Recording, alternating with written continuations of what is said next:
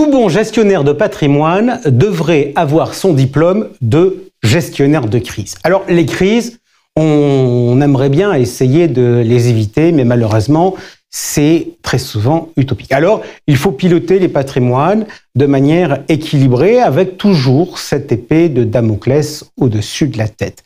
En 2022, avec la remontée des taux longs, ça a été la crise des SICAV obligataires qui, entre nous, n'a pas fait trop de mal, parce que sur la majorité des produits taux, le risque est assumé par banquier ou par assureur.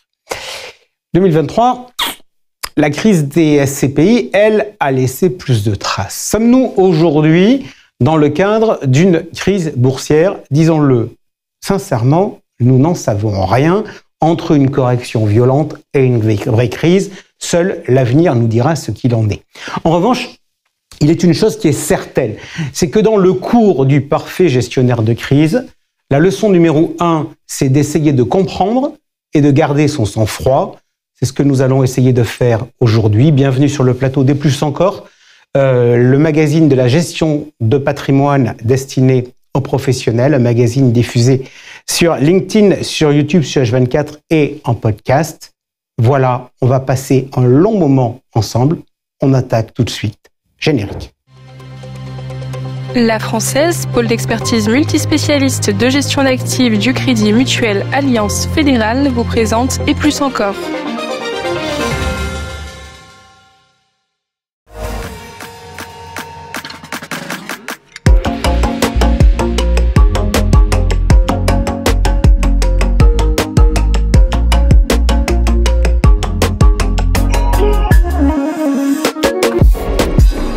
Voilà, dans des environnements de crise, il faut s'informer. Je pense donc qu'aujourd'hui, nous allons battre tous nos records en termes de longueur d'émission. Depuis 6 ans que l'émission existe, je pense qu'on va quasiment y passer 2 heures vu l'ampleur des sujets qu'on a.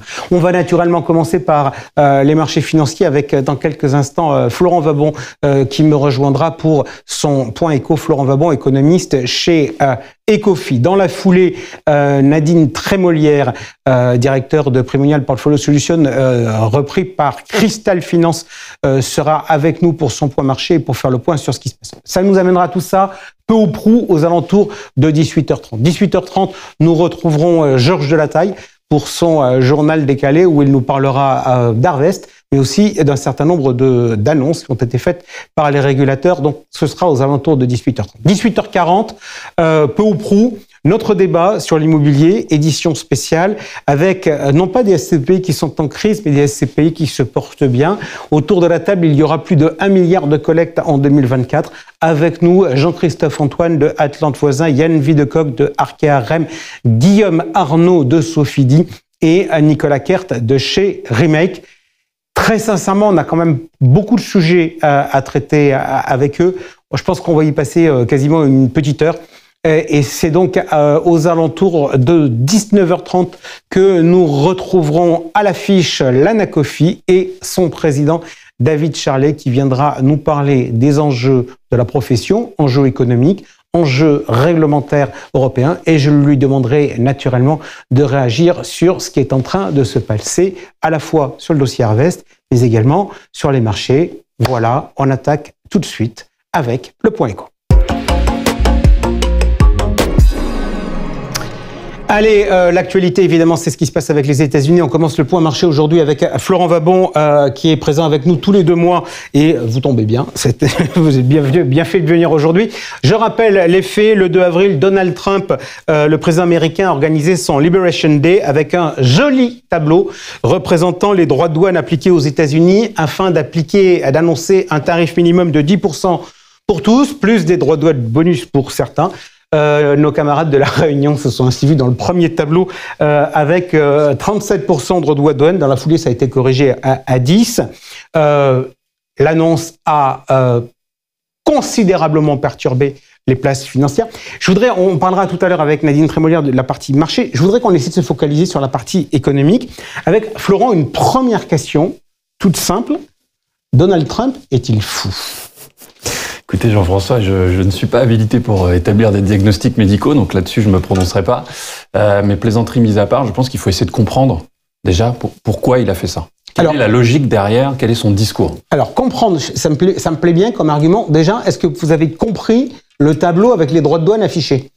Alors, de prime abord, pas vraiment, parce qu'il y a eu des chiffres qui sont sortis, on a eu l'impression de nulle part, des discounts qui ont été appliqués, parce que je vous ferai dire que dans le tableau, effectivement, il nous parle de 39% pour l'Europe, et puis finalement, ça devient 20%. Alors, il dit qu'il fait un cadeau. Il sent un 39, il est très gentil, il fait moitié tarif. Ouais, exactement. Et en réalité, il ne donne pas la formule à ce moment-là. Donc, dans la foulée, il y a un certain nombre de personnes qui ont essayé de faire des manœuvres de rétro-ingénierie en essayant, à partir de ce taux appliqué, de retrouver la formule. Et en réalité, la formule, c'est un peu surprenant, mais elle est très très simple. C'est-à-dire que il n'est pas question du tout des droits de douane qui sont appliqués, des barrières tarifaires, non tarifaires. Il a simplement regardé le déficit commercial de ces pays et ce que les États-Unis importent de ces pays-là. Et en réalité, la formule suffit juste à corriger cet écart. Et ensuite, il divise par deux, d'où le discount dont il a parlé. Et finalement, c'est assez simple, assez simpliste, je dirais. Et ça ne résout pas véritablement l'idée qu'on avait de dire les droits de douane réciproques seront pour essayer de corriger ce qui est appliqué par l'un, appliqué par l'autre, pas appliqué sur tel produit, etc. Non, pas du tout. Alors, simpliste, ok, mais moi, je crois comprendre en le lisant qu'en fait, il y a un triple objectif. Premier objectif, c'est rééquilibrer la balance commerciale. Autrement dit, moins tu m'achètes et plus tu me vends, plus tu vas te prendre de taux. Deuxièmement, il y a a priori une volonté de réindustrialiser le pays et troisièmement, de créer de l'emploi, notamment dans le secteur manufacturier. Ça, c'est du Trump, c'est un programme économique. Il y a quelqu'un derrière tout ça? Alors, il y a un architecte, en effet, qui s'appelle Stephen Miron, qui est son conseiller économique principal, celui qui chuchote à l'oreille de Trump, si je puis dire. Mais je reviens sur mon idée d'essayer de comprendre. En réalité, la logique, je dirais, la démarche presque idéologique, c'est très simple, d'après Trump. C'est donc de redonner ces lettres de noblesse aux États-Unis par la réindustrialisation. C'est là-dessus surtout qu'il faut insister, c'est qu'il y a cette idée de réindustrialiser les États-Unis.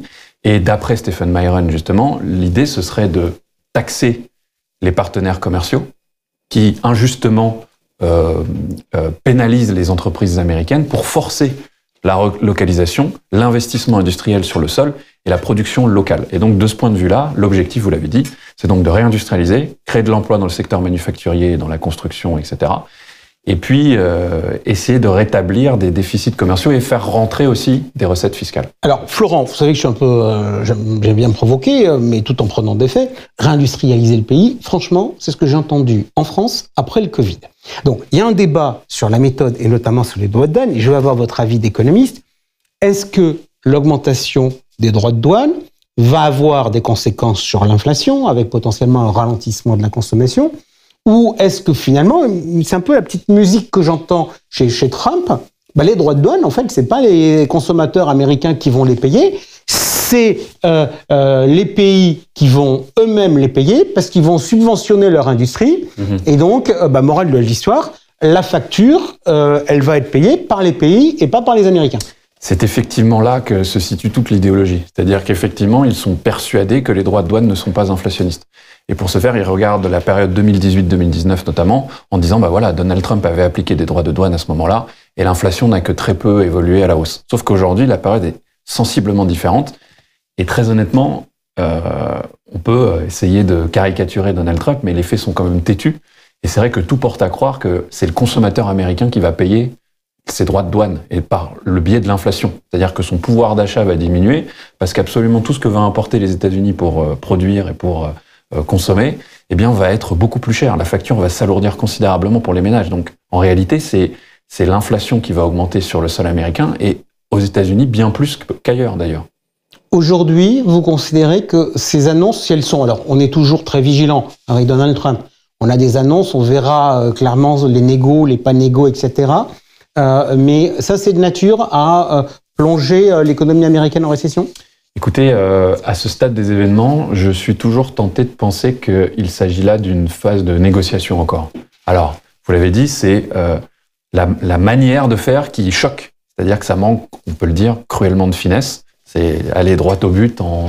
C'est des positions maximalistes pour essayer de négocier. Moi, je pense sincèrement qu'il est encore dans un état d'esprit où il pense pouvoir négocier. Le problème, c'est qu'on ne maîtrise pas le calendrier. C'est-à-dire qu'on ne sait pas si véritablement la phase de négociation va durer 1 mois, 2 mois, 3 mois, etc. Qui va aller à la table des négociations. Et donc, en réalité, le principal problème pour l'économie américaine, c'est d'une part, si ces droits de douane sont appliqués, je viens de le dire, ça va faire très mal pour le portefeuille des ménages américains. Donc, moins de consommation, c'est 70% de la croissance américaine, la consommation, donc moins de croissance. Et puis, plus l'incertitude va s'installer, plus les entreprises américaines vont aussi être tentées, et là c'est assez paradoxal avec le discours qui est tenu par Donald Trump, de temporiser sur leurs investissements, temporiser sur leur prise de décision. Et tous ces facteurs-là, mis bout à bout, oui, pourraient plonger l'économie américaine en récession. Mais à ce stade, je vais être beaucoup moins affirmatif que d'habitude, parce que la situation l'exige. On est dans une phase d'incertitude très forte. Il y a un risque très fort de récession aux États-Unis si tout se passe comme Donald Trump le prévoit et si l'incertitude se prolonge vraiment sur une période très longue.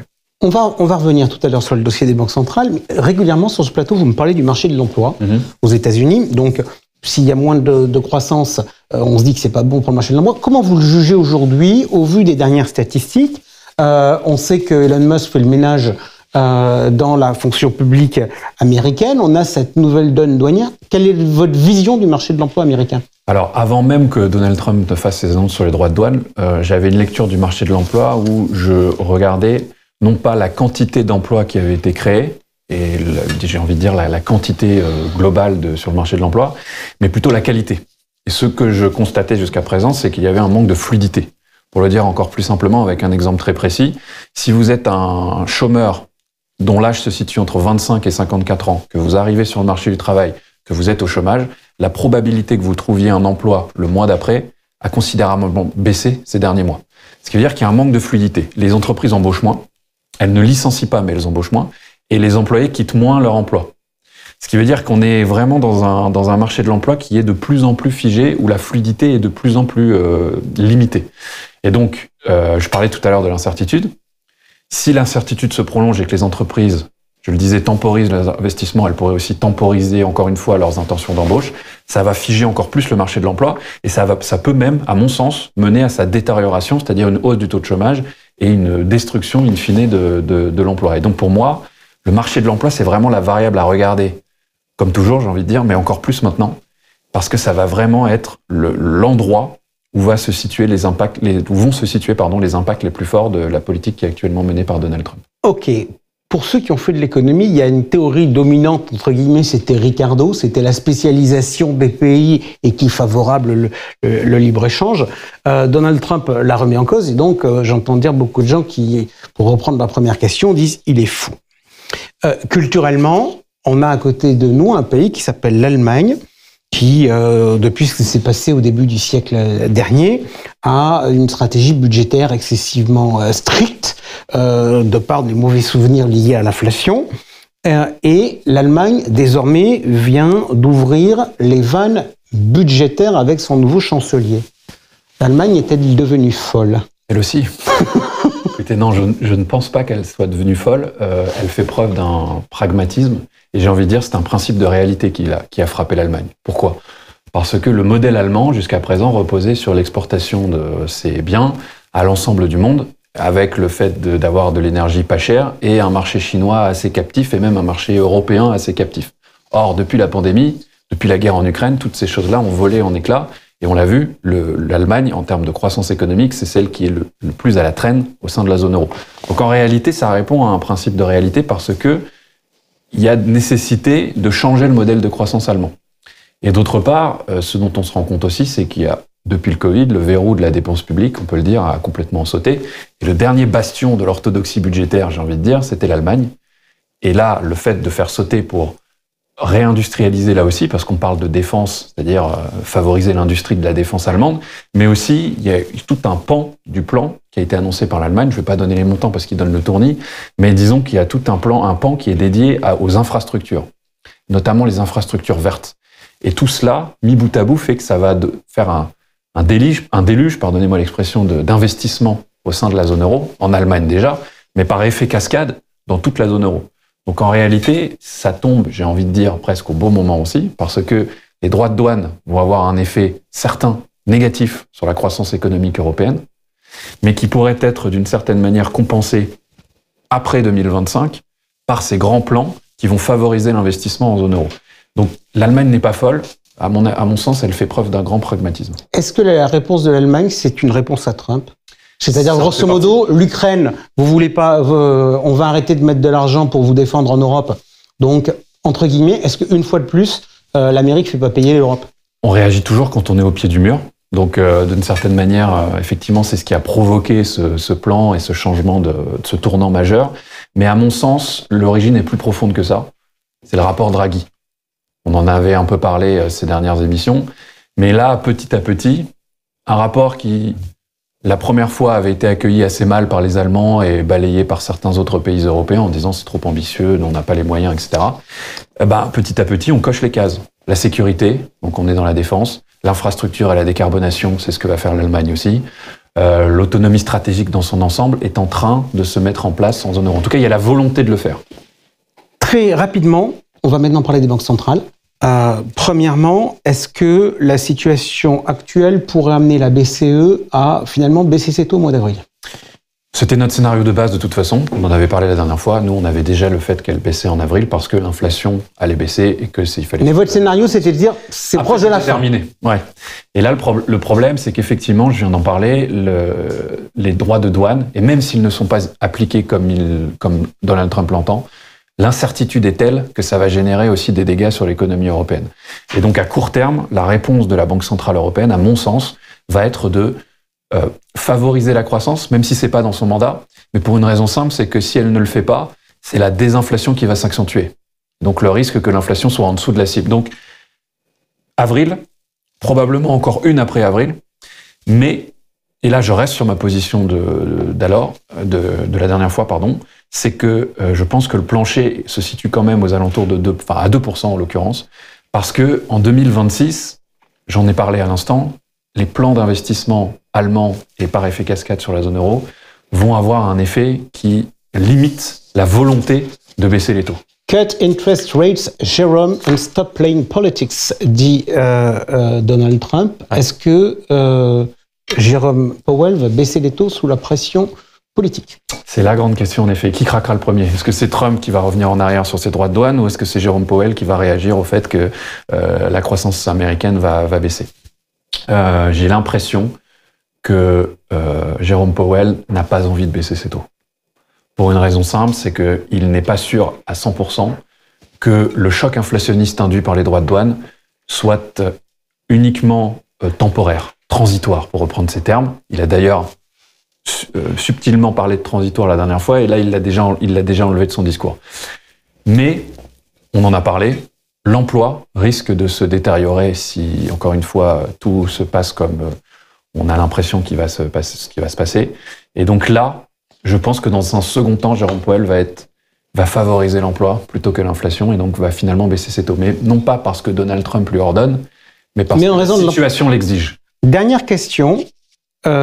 Lorsqu'il y a une crise comme ce qu'on a connu avec des marchés actions qui baissent énormément, on a traditionnellement un mouvement dit de flight to quality avec les taux longs qui baissent fortement.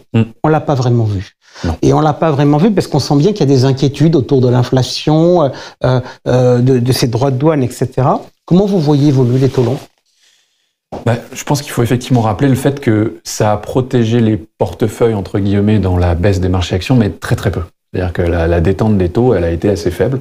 Pour une raison simple, c'est que le marché des taux ne sait pas véritablement sur quel pied danser. Donc je viens de le dire, même les banquiers centraux n'ont pas la visibilité sur les impacts de ce choc inflationniste. Donc on ne sait pas ce qu'elles vont faire non plus, si ça va être durable ou pas en termes d'inflation. Et donc de ce point de vue-là, il y a ce premier point. D'autre part, il y a il y a des problématiques budgétaires, d'absorption aussi du marché, des émissions, etc. Et donc l'incertitude est telle que ça empêche là aussi les taux d'intérêt de baisser. Cela dit, ça a plus baissé en Europe qu'aux États-Unis. Comme si le caractère de valeur refuge des États-Unis avait perdu de sa superbe, finalement. On s'était parlé la semaine dernière, avant les annonces. À l'époque, Ecofi était plutôt positif sur l'approche du risque. Est-ce que depuis la semaine dernière, vous avez changé d'avis ? Je vais rajouter une petite subtilité. On était positif sur le risque, mais surtout sur les actions européennes. Et depuis le début de l'année, même dans la baisse, on est quand même encore sur une surperformance des actions européennes par rapport aux actions américaines. Ça, c'est le premier point. Le deuxième point, c'est qu'à court terme, bien entendu, je l'ai dit, on n'a aucune visibilité sur le calendrier. Est-ce que c'est Trump qui retournera sa veste ou est-ce qu'il va avoir ce deal? C'est un peu son état d'esprit à chaque fois. On n'a aucune visibilité sur le calendrier. Dans l'intervalle, vous savez, on dit souvent qu'il faut jamais attraper un couteau qui tombe. Et donc, on est plutôt dans cet état d'esprit actuellement. Mais là, c'est un peu la tragédie des horizons, j'ai envie de dire, qui s'exprime. Nous, on reste encore structurellement assez positif sur l'Europe, pour toutes les raisons que j'ai évoquées à l'instant. D'un point de vue conjoncturel, on est quand même sur un choc assez puissant vis-à-vis du plan allemand. Et donc là, pour le moment, on est plutôt sur une posture prudente, j'ai envie de dire, parce qu'on a très peu de visibilité. Et on serait plutôt enclin en tout cas, à privilégier les taux d'intérêt, mais plutôt européens. Ok, merci beaucoup Florent Wabon de ce point économique sur la situation après les annonces de Donald Trump. On va rester avec Donald Trump et on va retrouver tout de suite le point marché pour regarder les conséquences de ces annonces sur les différentes bourses mondiales. Allez, après avoir fait le point sur l'économie, on fait maintenant le point sur les marchés avec nous Nadine Trémolière, directeur chez Primonial, devenue rachetée par Cristal Finance. Nadine, si vous le voulez bien, on va tout de suite regarder, en appliquant nos règles traditionnelles, le tableau avec les chiffres arrêtés à la fin du mois dernier. Nous sommes donc le 31 mars et je fais le constat suivant, c'est que déjà, au mois de mars, les marchés américains ont fortement baissé. Nous sommes donc avant le 2 avril 2025, c'est-à-dire les annonces de Donald Trump sur les droits de douane. Première question, est-ce que Trump est un créateur ou est-ce que c'est un amplificateur de baisse? Je pense qu'il est quand même quelque part le créateur, parce que si les marchés baissaient depuis un certain nombre de semaines, depuis globalement autour du 20 février, l'inflexion du marché s'est faite, c'est avant tout parce que justement tout le monde attendait ces annonces et qu'au fur et à mesure du passage du temps, on pressentait que ces annonces seraient pas forcément très favorables pour les marchés.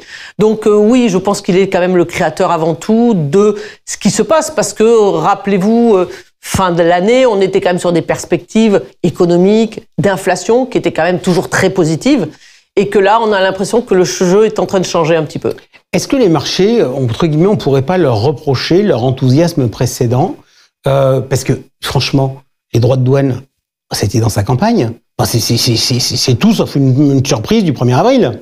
Je pense que la surprise, elle est quand même dans l'ampleur, mais on peut y revenir. Mais effectivement, vous aviez raison, les marchés américains, on le disait maintes et maintes fois, il y avait cette espèce d'exceptionnalisme qui a duré en 2023 et 2024 sur les États-Unis, dans lequel on avait l'impression quand même qu'il y avait certaines valorisations, notamment sur les grandes technologies, les grandes valeurs technologiques, qui étaient très chères. Donc effectivement, le marché, il paye un petit peu cet excès d'enthousiasme de la part des investisseurs, oui, effectivement. On regarde maintenant, si vous voulez bien, le niveau des taux d'intérêt. Donc là encore, je rappelle, la règle n'a pas changé. On est toujours sur des chiffres qui sont arrêtés fin de mois. Et avant qu'on commente l'actualité et ce qui va pouvoir éventuellement se passer, on en discutait il y a de cela quelques instants avec Florence sur les taux. J'ai un phénomène majeur, c'est les spreads du high yield européen, qui était resté plutôt calme tout au long de l'année passée, et là, qui remonte assez sensiblement. Pourquoi ? Je pense que c'est l'aversion au risque. C'est les spreads sur le high yield, alors un peu moins sur l'investment grade, c'est des reflets sur le pessimisme du marché. Et effectivement, ça réagit extrêmement aux actualités que l'on peut voir sur les marchés actions. Donc il y a cette corrélation positive entre l'augmentation des spreads de crédit et de notre côté, la baisse des marchés actions. Donc pour moi, un phénomène tout à fait normal. Aujourd'hui, vous voyez les choses évoluer comment sur les taux d'intérêt ? Il y a la Banque Centrale Européenne qui va, Florent nous expliquait tout à l'heure qu'il pensait que la BCE allait baisser ses taux. Est-ce que vous vous dites que la situation actuelle met un peu à la pression sur les banques centrales ? Oui, et surtout une certaine, difficulté pour les banques centrales de réagir, parce que à la fois, il y a un phénomène que tout le monde attendait de baisse des taux par le fait que les taux courts vont baisser. Donc on imaginait que petit à petit la courbe des taux reviendrait à une certaine normalité. Et puis de l'autre côté, on a l'impression que ces tarifs douaniers, l'augmentation de ces tarifs douaniers est beaucoup plus importante que ce que le marché anticipait, sont en train un petit peu de générer peut-être une inflation à venir. Et donc cette inflation à venir peut-être pourrait effectivement affecter les taux longs et plutôt affecter aussi la possibilité des banques centrales de baisser leurs taux plus que ce qu'on imaginait il y a quelques semaines. Est-ce qu'on pourrait envisager une situation entre guillemets assez favorable pour les marchés où les taux longs resteraient élevés à cause de l'inflation, mais où finalement, dans leur mandat, les banques centrales finiraient par préférer la croissance à l'inflation et pourraient être amenées à baisser les taux? On a toujours dit qu'il y avait une sorte de protection de Wall Street, que quand Wall Street baissait, la Banque centrale réagissait. Pour l'instant, Jérôme Powell n'a pas réagi. Il a même plutôt dit « Moi, j'entends pas ce que me dit Donald ». Vous, comment vous le prenez en compte, entre guillemets, dans la construction de portefeuille? On se dit qu'on a une protection de la Fed, qu'on l'a pas Oui, on l'a. Je veux dire, ce put Powell, hein, on l'a. Je veux dire, fondamentalement, si demain la Banque centrale américaine annonce une baisse des taux, peut-être plus que la BCE, parce que la BCE c'est déjà dans les cartes. Mais effectivement, que Powell baisse les taux, ce sera bien pris par le marché. Mais quelle va être sa marge de manœuvre? Encore une fois, hein, tout le monde considère que les économistes commencent à écrire en disant, peut-être que si ces tarifs douaniers sont appliqués à la lettre, ça pourrait entraîner 1% de hausse du l'indice PCE que regarde quand même la Banque centrale. Or, cet indice PCE, il n'est pas revenu en dessous de 2. En Europe, on a l'inflation qui est en train de revenir en dessous de 2, pas aux États-Unis.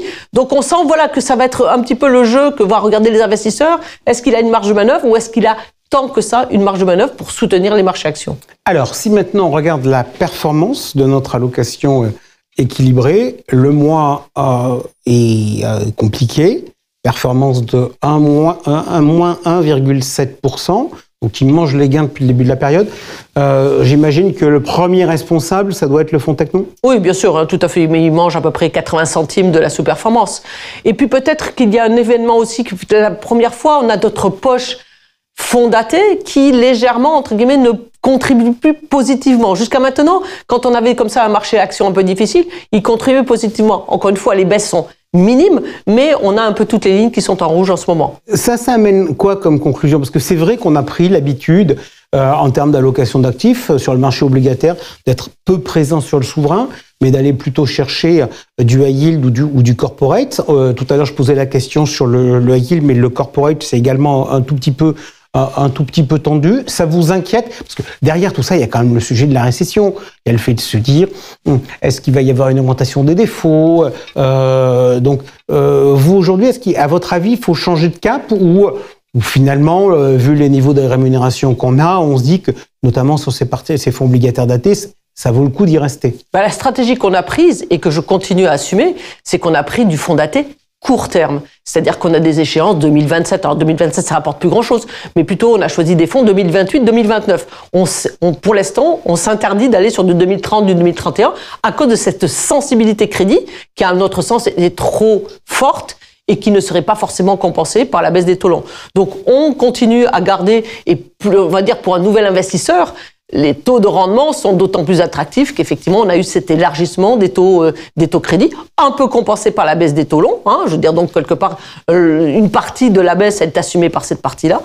Voilà, mais on y reste, on continue à bien aimer ce rendement embarqué sur les fonds crédit. Une dernière petite question, si je reviens sur notre allocation d'actifs. Le mois dernier, on a fait un arbitrage.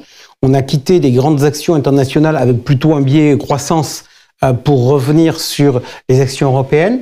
Est-ce que vous avez le sentiment que finalement, dans cette crise actuelle, ce qu'on voit un peu dans les chiffres depuis le début de l'année, il pourrait y avoir vraiment des différences de comportement, pas forcément dans le sens, mais en tout cas dans l'ampleur des mouvements entre places, et notamment entre États-Unis et Europe? C'est vrai qu'en ce moment, on a un peu, on veut dire, les investisseurs vendent un petit peu tous les actifs de façon indiscriminée. Donc, on n'a pas vraiment une sélection. Je veux dire, notre biais qu'on a pris de revenir un petit peu sur les actions européennes n'a pas forcément payé. Mais dans le futur, oui, on est peut-être un petit peu plus sensible à cette partie européenne qui a peut-être, alors, pour l'instant, qui subit un peu les choses, mais qui peut, suivant leur réponse, avoir peut-être de meilleures perspectives et peut-être que les investisseurs vont se réintéresser à cette classe d'actifs ou au moins à cette zone géographique. Merci beaucoup Nadine Trémolière. Voilà, on ferme notre dossier réaction à ce qui s'est passé avec Donald Trump. Et tout de suite, on retrouve Georges Delataille pour le Journal décalé.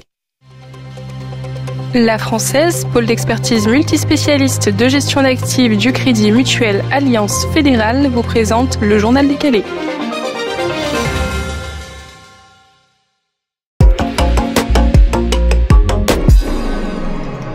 On ne parle que de ça depuis fin février. Harvest, société partenaire de très nombreux CGP, a malheureusement été victime d'une cyberattaque qui se révélera être un ransomware. Très concrètement, les escrocs sont rentrés par un système de téléphonie tiers.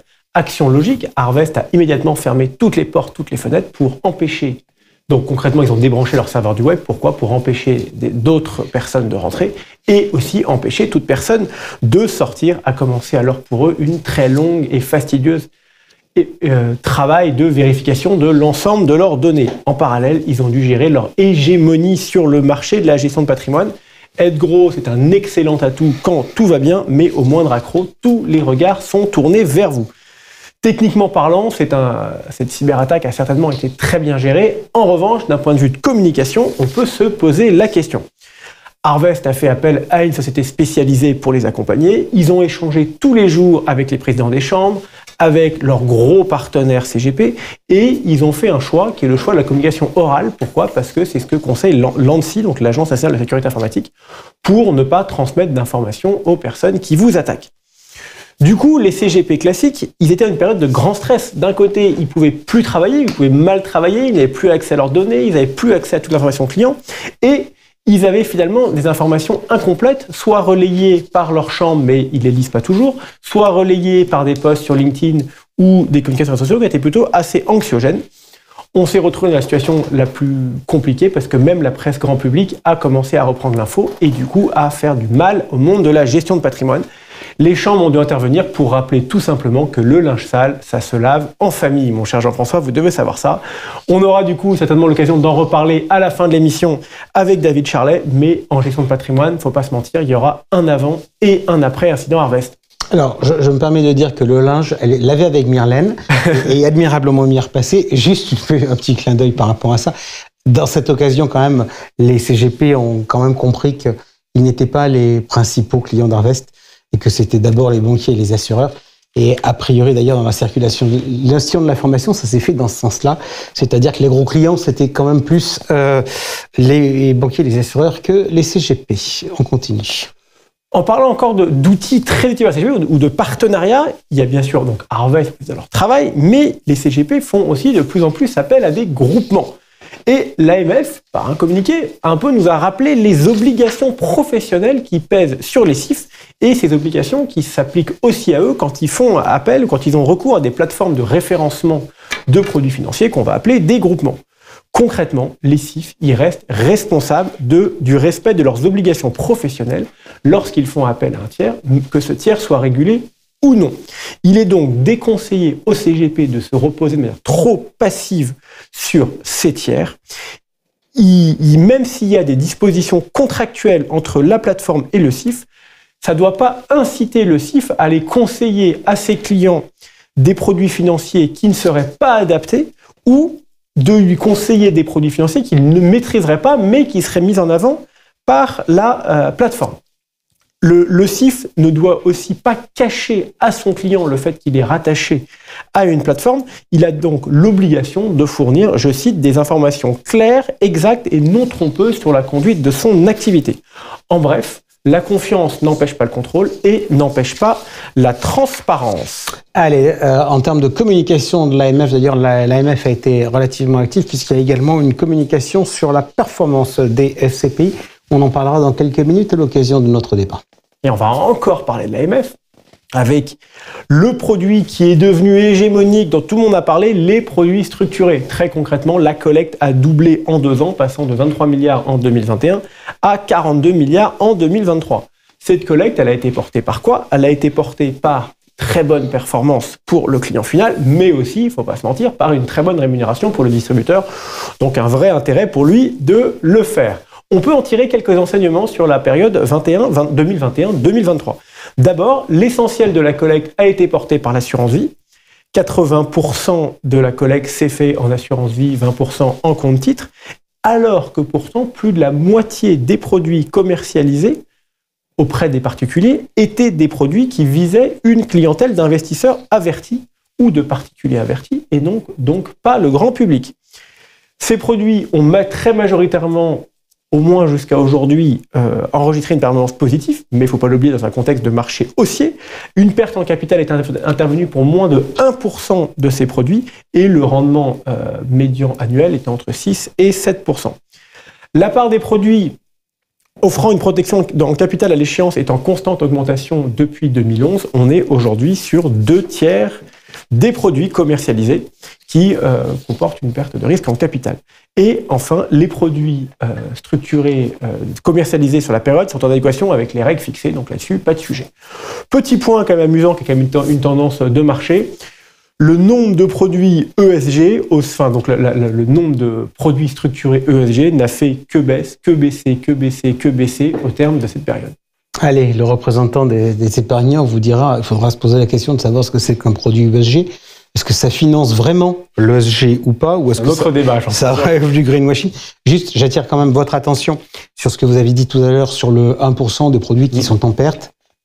Il faut bien qu'on ait conscience que c'était parce qu'on était dans des marchés haussiers et que ce qui est en train de se passer, savoir si on est sur une correction violente ou savoir si on est sur une crise de fond sur les marchés financiers va avoir un impact évident sur les structurés. Et en tout cas, cette étude de l'AMF et de la CPR est très intéressante et il serait bienvenu presque qu'elle soit annualisée et que tous les ans, on puisse avoir de la part des régulateurs un point sur ces marchés. Merci beaucoup, Georges. On quitte le monde de la finance pour parler désormais d'immobilier avec notre édition spéciale. Les SCPI n'affichent pas la collecte des structurés, mais je peux vous dire, il y a quand même du lourd autour de la table. Pourquoi? Parce que dans un marché des SCPI qui est quand même partiellement en difficulté, eh bien, il y a autour de la table plus d'1 milliard de collectes en 2024. Alors, je vais vous donner des chiffres en vous présentant nos invités aujourd'hui dans cette édition spéciale. 431 millions pour Arkéarem et on a avec nous Yann Videcoq, son directeur général. Donc, vous êtes celui qui est pesé le plus lourd sur le plateau pour l'année 2024. Ensuite, on a Jean-Christophe Antoine, le président d'Atlante, qui a collecté 311 millions d'euros. C'est bien ça, c'est le bon chiffre, mais j'ai pas compté le filiale. Oui, exactement. OK. Ensuite, je poursuis avec Nicolas Kert, président et cofondateur de Remake AM, et qui a collecté 256 millions d'euros l'an dernier. Et enfin, Guillaume Arnaud, le président du directoire de Sofidy, avec 107 millions. Guillaume, je commence avec vous. Je donne les chiffres de collecte nette. Ça vous fait plaisir ou pas? Oui, c'est une information, la collecte nette, mais je pense qu'il est aussi très important de parler de collecte brute. Pourquoi? Parce qu'en fait, les associés qui nous ont fait confiance, c'est ceux qui sont venus. Et donc peut-être qu'on a 107 millions d'euros de collecte nette, mais on a un peu plus de 220 millions d'euros de collecte brute. Et donc ça montre aussi notre capacité à rembourser les gens qui sont là depuis une dizaine, vingtaine, trentaine d'années. Et donc voilà, regardons aussi la collecte brute, parce que je pense que c'est un paramètre important. Alors je vous ai posé cette question avec le sourire, parce que je sais que c'est un sujet qui vous est cher. Et du coup, j'en profite pour refaire passer un petit message à nos amis de l'ASPIM sur leur classement, puisqu'effectivement, dans le classement de l'ASPIM, on n'a aujourd'hui que la collecte nette. Nous sommes début avril. Il ne vous aura pas échappé que le premier trimestre est terminé. L'ASPIM, d'ici quelques semaines, publiera les chiffres du premier trimestre. En exclusivité, donc, pour nous, on va essayer de faire un petit point pour savoir comment s'est passé ce premier trimestre. Yann Videcoq, je commence avec vous. Quid de la situation chez Arkéarem?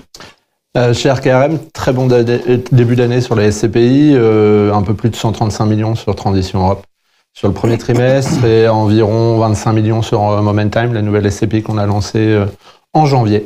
C'est comment par rapport à l'an dernier? C'est plus que l'an dernier, mais l'an dernier, ça faisait tout juste un an qu'on avait commencé, donc c'était vraiment que le début, donc plus que l'an dernier, et globalement dans la lignée du T4 2024. Jean-Christophe Antoine, chez Atlantoisin.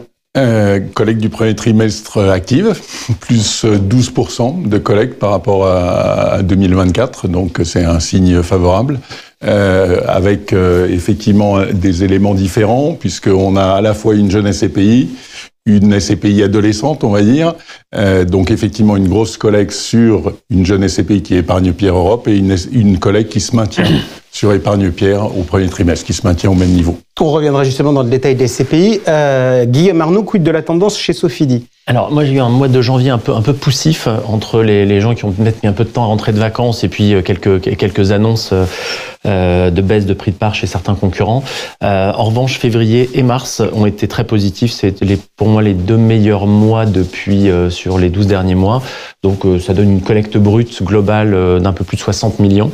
Et j'ai quand même aussi la nette qui est autour de 35 millions. Ok, Nicolas, Remake? Chez Remake, on a une SCPI, donc Remake Live, 75 millions d'euros de collecte nette à la fin du trimestre. Donc c'est en progression par rapport au premier trimestre, mais on est en train de dessiner une tendance régulière en fait de collecte. Ok, donc on voit encore des papiers dans les journaux pour dire que c'est la crise des SCP, mais il y a malgré tout des acteurs qui ont le sourire. Je rebondis puisque vous faisiez référence à des évolutions de certaines SCPI. On sait que les performances sont un élément contributif quand même non négligeable de la collecte. On va, si vous le voulez bien, refaire un petit tour de piste pour un peu voir ce que vous avez annoncé comme résultat, à la fois en distribution et en valeur de part pour l'année 2024. Et comme Nicolas, vous n'avez qu'une SCPI, je vais commencer avec vous parce que ça sera le dossier le plus simple. Taux de distribution de l'année dernière, environ 7,50%. Donc on maintient notre taux de distribution par rapport aux 2 années précédentes. Pas de variation de part sur cet exercice. Voilà, donc on termine une année à 7,50 de performance globale. Ok. Yann? Sur Transition Europe, on était à 8,25 l'année dernière de résultats avec un RAN assez élevé, puisqu'en finale, la performance... RAN report à nouveau. Report à nouveau. La performance intrinsèque de la SCPI est à peu plus de 10% en fait, et donc on a gardé plus de 3 mois de RAN. Donc une très très bonne année sur Transition Europe pour 2024. Ok. Je poursuis avec vous. Alors, Guillaume, alors vous en avez plusieurs, vous allez peut-être nous donner le... Je vais faire quelque chose d'un peu... voilà, en gros, elles ont toutes servi au moins 5%. Il n'y en a pas une qui a baissé son prix de part. Il y en a une, la petite nouvelle, qui a été contrainte d'augmenter son prix de part de 5%. Et donc, voilà, j'étais entre 5 et 6,20 sur la plupart des SCPI moins jeunes. Et la jeune a sorti un peu plus de 9,50. Jean-Christophe Antoine? Épargne Pierre 5,28, pas de mouvement sur le prix de part qui est toujours inférieur à la valeur de reconstitution. Épargne Pierre Europe 6,75 avec un prix de part inférieur à la valeur de reconstitution et Immo Placement plus de 6 aujourd'hui, qui est une SCPI qui a peu 55 ans, donc qui est une vieille. Ok, donc en tout cas, je fais le constat que ces SCPI, qui sont les SCPI dont vous nous avez dit qu'elles avaient collecté en 2024 et qu'elles collectent fort en début d'année, ont toutes pour caractéristique d'avoir des taux de distribution qui sont supérieurs à la moyenne du marché. Alors, j'ai entendu dans vos discours en disant j'ai des jeunes, Alors, je voudrais qu'on regarde effectivement la tendance, parce que moi, je vois apparaître d'innombrables communiqués de presse annonçant des lancements de SCPI. Sur l'année 2024, vous aviez été l'un des premiers à tirer. Est-ce qu'on peut faire un point sur la nouvelle SCPI lancée en début d'année et le pourquoi de son positionnement? Alors effectivement, enfin, on a lancé une nouvelle SCPI, mais maintenant elle a déjà plus d'1 an, donc je ne sais plus si elle est si jeune, qui s'appelle Sophie Dynamique. En fait, là on parle encore des taux, et d'ailleurs votre question ça a été que sur les taux. Moi je pense qu'il est vraiment important de rentrer dans ce qu'on met dans nos SCPI. Je veux dire, quand vous achetez des actions dans le CAC 40, vous vous amusez pas à les classer par le dividend yield, par exemple. Voilà, vous regardez ce qu'il y a dedans et vous voyez bien qu'LVMH, c'est pas exactement le même business que Renault, par exemple. Ben, c'est pareil dans les SCPI. Vous avez des SCPI qui sont bureaux, commerce, diversifiés. Vous en avez qui sont gérés de manière plus père de famille. Et donc finalement, avoir un 4,5 de rendement, ben, pour moi, ça n'est pas grave dans une SCPI. Et puis il y en a qui sont gérés de manière plus dynamique, comme vous le savez. Donc c'est pour ça qu'on a voulu créer, nous, Sophie Dynamique, puisqu'on avait, nous, la prétention de dire que l'ensemble des SCPI de Sophie étaient plutôt gérés de manière père de famille. Et donc voilà, le pas de côté qu'on a voulu faire, c'est d'essayer de créer cette notion de SCPI high yield et d'assumer le fait que oui, on va prendre un peu plus de risques dans ce type de SCPI nouvelle. Donc on profite à la fois d'un marché effectivement un peu disloqué. Et aussi, on va prendre un peu plus de risques. Voilà, c'est essayer d'avoir une gamme en termes de risques. Et donc, c'est ça qui m'apporte plus que le rendement instantané, qui effectivement est très bon. Voilà, c'est important. Regardez ce qu'il y a sous le capot, regardez d'autres paramètres, les TOF, les TRI à long terme, et pas seulement le rendement spot. Jean-Christophe Antoine, je vous ai dit que vous aviez une vieille de 55 ans, mais que vous aviez aussi une jeune adolescente. La dernière, puisque vous avez lancé un produit cette année. Le pourquoi de son positionnement? Alors, pourquoi de son positionnement, c'était par rapport à notre gamme de produits. On a une SCPI qui est purement française. On voulait une SCPI qui soit purement européenne pour notre allocation auprès de nos épargnants. Donc, on a choisi l'Europe et c'était un moment favorable pour choisir l'Europe dans le contexte de marché. Mais je reviens sur ce que dit Guillaume. C'est quand même important, il faut prendre un peu de recul. Une SCPI, c'est un pari quand on la lance. C'est très bien de lancer une SCPI. Mais si elle reste à 50 millions, vous n'êtes pas une véritable SCPI. La SCPI, c'est lutter contre la volatilité du revenu. Quand vous avez une petite SCPI, forcément, vous pouvez avoir plus de volatilité. Sauf si vous avez acheté des actifs, 50 actifs à 1 million, effectivement, vous pouvez mutualiser. Mais encore une fois, et c'est là, on y reviendra peut-être, où on aura des surprises. Une SCPI doit grossir, donc ça, c'est le rôle de la société de gestion. Donc il faut bien choisir la société de gestion et sa capacité à faire évoluer la SCPI et à la faire grandir pour qu'elle atteigne une taille suffisante. Allez, on va revenir sur le détail des lancements des uns et des autres, mais puisque vous posez la question, on va la traiter. On voit tous, vous êtes distributeur. Et donc vous voyez des offres, on se dit les nouvelles SCPI c'est formidable, ils affichent des belles performances, ils peuvent rentrer sur un marché porteur, etc. Il y a quand même une question qui se pose, vu le nombre de SCPI qui sont lancés, est-ce que le marché peut absorber tout ça? Yann Videcoq, votre sentiment? Bon, en fait, ça dépend de quoi on parle. Si on se dit que chacune de SCPI collecte 400 millions d'euros, ça va être compliqué que tout soit absorbé. Mais c'est loin d'être le cas. En fait, on voit il y a quelques SCPI qui collectent. Dans ces nouvelles SCPI, il y en a beaucoup qui collectent que très peu. Et donc moi, je suis pas inquiet, surtout que la plupart sont européennes. Et donc on parle pas d'un marché français qui est entre 20 et 40 milliards, voire entre 10 et 40 milliards en ce moment, plutôt proche des 10. On parle d'un marché en Europe qui fait, suivant les années, entre 320 milliards et 450 milliards. Donc déjà, l'univers d'investissement est plus large. Et puis, encore une fois, la collecte, on l'a vu, elle est bonne pour certains d'entre nous, mais le marché, in fine, il s'est quand même fortement contracté. Donc aujourd'hui, pour moi, je suis pas inquiet sur le fait d'absorber. Et en fait, ce qu'on voit... D'accord, mais qu'est-ce qu'on fera des SCPI qui sont lancés, qui collectent pas? On les fera absorber par d'autres? On fera des rapprochements de sociétés de gestion? Un éternel recommencement. L'histoire se remet en marche et on a connu ça dans les années 90.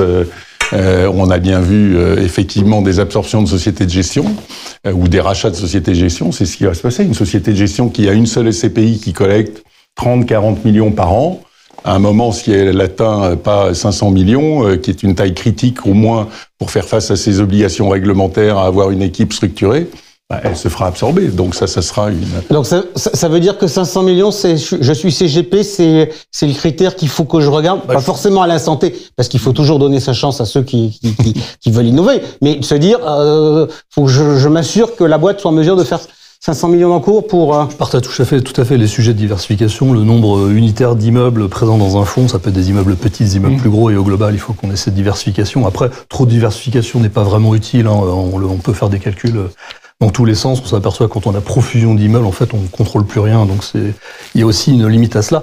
Ça peut goûter. Je vous fais réagir. Oui, mais je suis pas tout à fait d'accord avec ce point. non, mais je veux rajouter un point, c'est que sur la diversification, très bien, mais simplement, il faut savoir collecter entre guillemets au bon moment. Aujourd'hui, il y a un momentum pour collecter parce que le marché est bas, les prix sont bas, les taux sont hauts. Donc collecter aujourd'hui, c'est très, très positif pour les fonds qui collectent. Collecter en 2021, ça n'est peut-être pas le cas pour tous les produits, en tout cas. Guillaume, je vous donne une autre réponse. C'est gentil, mais effectivement, je pense avoir les SCPI les plus diversifiés du marché, notamment, je crois que Immorente a plus de 2000 locataires, mais on peut tout à fait contrôler ça, et globalement, ça fait une très jolie performance, que Immorente, parlons de TRI, le TRI d'Immorente sur 35 ans est supérieur à 9. Allez, je reviens dans mes clous parce que j'aurais pu lancer le débat sur le coût des expertises quand on a beaucoup d'actifs. Je reviens vers vous, Yann. Donc, création d'une nouvelle SCPI. Vous aussi, vous vous y êtes mis. Alors, vous en avez quand même créé. Vous êtes venu à l'origine du monde de la SC pour l'assurance. Et puis, vous avez la première opération, c'était Transition Europe. Là, vous lancez une nouvelle SCPI. Pourquoi et avec quelle stratégie? Parce que comme le disait Nicolas, c'est le moment time en fait. C'est pour ça qu'on a lancé une SCPI qui s'appelle Moment Time. Non mais on voulait Est-ce qu'elle sera débaptisée dans 3 ans? Non. Mais non, parce que il y a toujours une opportunité. C'est une SCPI diversifiée, opportuniste, je dirais. Alors opportuniste, pas au sens opportuniste immobilier du terme, qui serait on va aller faire de la création de valeur. Non, opportuniste dans le sens où on va les sélectionner les meilleures opportunités sur le marché. Momentum, ça part d'où? Ça part du fait que Transition Europe, on a bien compris que nos partenaires, à la base Transition Europe, on s'était dit peut-être qu'on mettra 20% de France dans Transition Europe. Et on s'est très vite rendu compte que nos partenaires avaient envie que Transition Europe reste une pure zone euro. Donc, Transition Europe, on a acté, c'est une pure zone euro. Hors France, bien évidemment, la France, ça fait partie de la zone euro. Mais on sait que d'un point de vue, je dirais, fiscal, c'est plus intéressant que la SCPI soit pure zone euro. Donc, c'est ce qu'on a décidé. Et donc, on avait à la fois des partenaires qui nous disaient, bah oui, mais moi, j'aimerais bien avoir une SCPI chez vous qui fait un peu de France. Et puis, nous, cette frustration de dire, on est une société de gestion française, on peut pas investir en France, c'est quand même dommage. Et donc, on a lancé Momentum, qui est une SCPI internationale aussi, qui va faire de la France et tout ce qui n'est pas zone euro. Donc notre premier actif qu'on a acheté, c'est Royaume-Uni, mais on va faire également des pays nordiques et voilà, donc une diversifiée internationale qui est vraiment complémentaire de Transition Europe. Nicolas Kert, je me tourne vers vous parce que vous êtes le cas atypique. Puisque vous n'avez qu'une seule SCPI, et donc là j'ai vu la création de SCPI thématiques sur la zone géographique de l'Europe. Momentum, on est sur de la France et on est sur de hors zone euro. Vous restez sur une SCPI diversifiée. Remake Life, pourquoi? Alors déjà, on est concentré, c'est-à-dire qu'on est concentré sur un produit, on amène le produit jusqu'à une taille qui nous semble être la bonne taille pour justement assurer une diversification. Comme on a investi en Europe, il faut une diversification de pays qui soit suffisamment importante pour limiter en fait les à-coups, les à-coups conjoncturels dans certains territoires. Là, on estime qu'arriver à 725 millions d'euros de capitalisation, un petit peu plus en immobilier, ça y est, la SCPI a acquis en fait une diversification solide, mais on va continuer. Donc effectivement, on réfléchit en fait à sa petite sœur, c'est évident, mais avec un point qui est le suivant, c'est que sur des fonds ouverts comme les SCPI, j'ai pas dit que c'était liquide, c'est simplement qu'ils sont ouverts, donc qui collectent techniquement en permanence, on est amené en fait à collecter même dans des marchés qui sont peut-être pas forcément opportuns là où on est, par exemple en France. Et donc nous on considère que sur ces fonds ouverts, il faut avoir une diversification, notamment géographique, plus que sectorielle, qui soit extrêmement poussée pour orienter les flux de collecte là où les opportunités de marché sont présentes. Et donc oui, s'il y a une petite sœur, de toute façon elle sera diversifiée géographiquement. Et puis sectoriellement, par contre, ça se discute. On peut faire du secteur au niveau Europe sans prendre trop de risques, mais en tout cas, ce sera une diversification géographique quoi qu'il arrive. Mais dans ce sens-là, j'ai entendu le mot ouvert. Donc ça sera ouvert, ça sera. Ou est-ce que finalement, il faut recréer des produits générationnels? Enfin, c'est assez rigolo parce que on a un mouvement. On vient de la SCPI à capital fixe. Rappelons-le, où on disait il y a une opportunité, on va collecter à ce moment-là, et puis après on a dit il faut mettre de la liquidité, donc on va passer aux variables, et puis on va rester sur des produits ouverts. Mais un produit ouvert, il faut toujours qu'il collecte parce que sinon il peut pas mettre de l'argent pour rénover son patrimoine, etc. Est-ce que le terme ouvert mérite aujourd'hui d'être challengé pour vous? Oui, absolument. Donc, quand on dit ouvert, la contrepartie, c'est qu'on peut aussi avoir des fonds fermés. Mais dans ce cas-là, la difficulté des fonds fermés, c'est qu'il faut pas qu'ils soient trop longs, parce que, on le voit, certaines SCPI fiscales sont même pas liquidées après 15 ans ou 17 ans de détention. C'est un peu long quand même à l'échelle d'un investissement. Mais si on fait des fonds fermés sur des durées inférieures à 10 ans, ça peut se tenter. Et je pense que là, la promesse, elle est claire. J'achète une catégorie d'actifs dans un secteur géographique à un endroit donné. J'achète un market timing quelque part, j'investis, et puis je rends l'argent au bout de 10 ans. Et ça, c'est quelque chose qui ne se fait pas. Et pourtant, peut-être qu'il faudrait y songer. Donc, les fonds fermés, oui, sur des thématiques très pointues. C'est pour ça que nous, on ne sera jamais une SCPI Bureau France. Pour nous, ça n'a pas vraiment de sens parce que sur une durée de 20 ans d'investissement, on sait qu'il va se passer un truc, comme il s'est passé dans les années 2020. Mais sur une durée plus courte et une thématique plus précise, ça a complètement du sens. Je rebondis juste là-dessus et par rapport à ce que disait Guillaume tout à l'heure, c'est important. On est fonds ouverts, mais aujourd'hui, on voit bien la prédominance du rendement immédiat.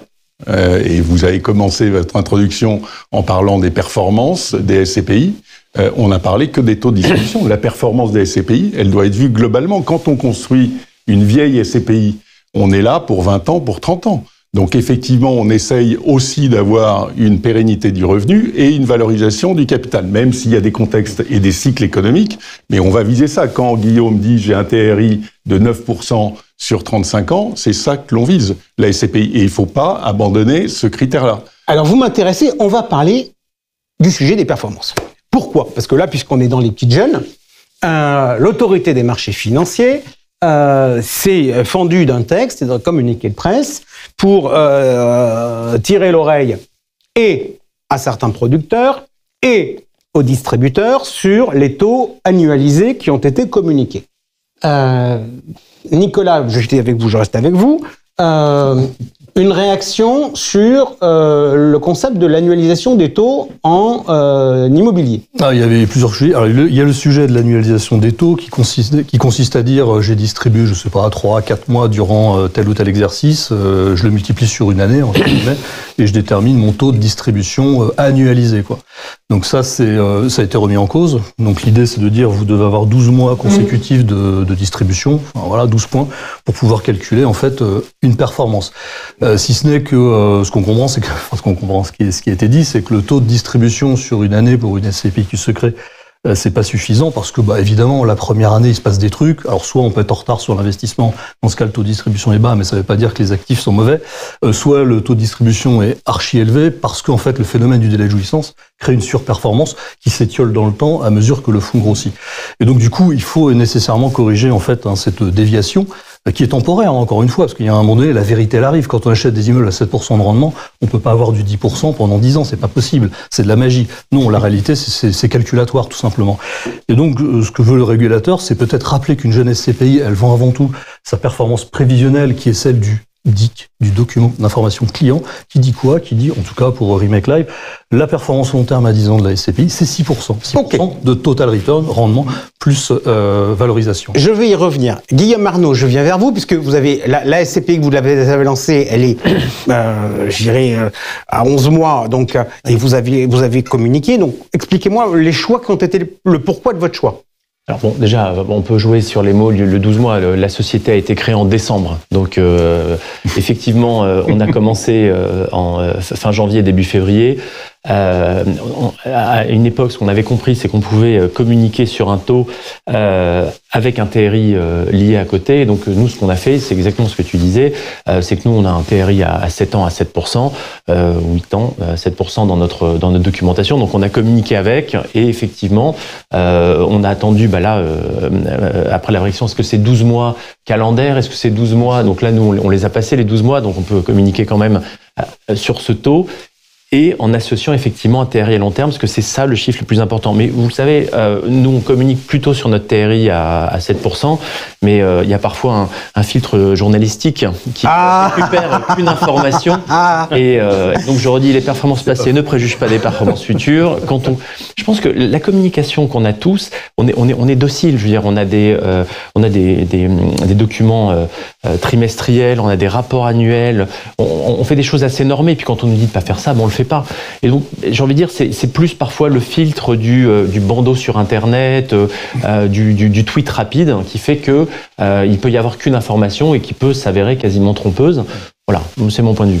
Allez, du coup, puisque les journalistes s'en sont pris une couche, je me permets de dire que potentiellement, et on peut le lire éventuellement dans le communiqué de l'AMF, les distributeurs qui sont les principaux fournisseurs d'informations des journalistes en termes de tableaux ont probablement également une petite part de responsabilité. Jean-Christophe, est-ce que du coup, quand on voit ça et cette réglementation, on se dit il faut gérer le timing de ces lancements pour sortir plutôt au mois de décembre? Non. Alors, sincèrement, pour moi, non.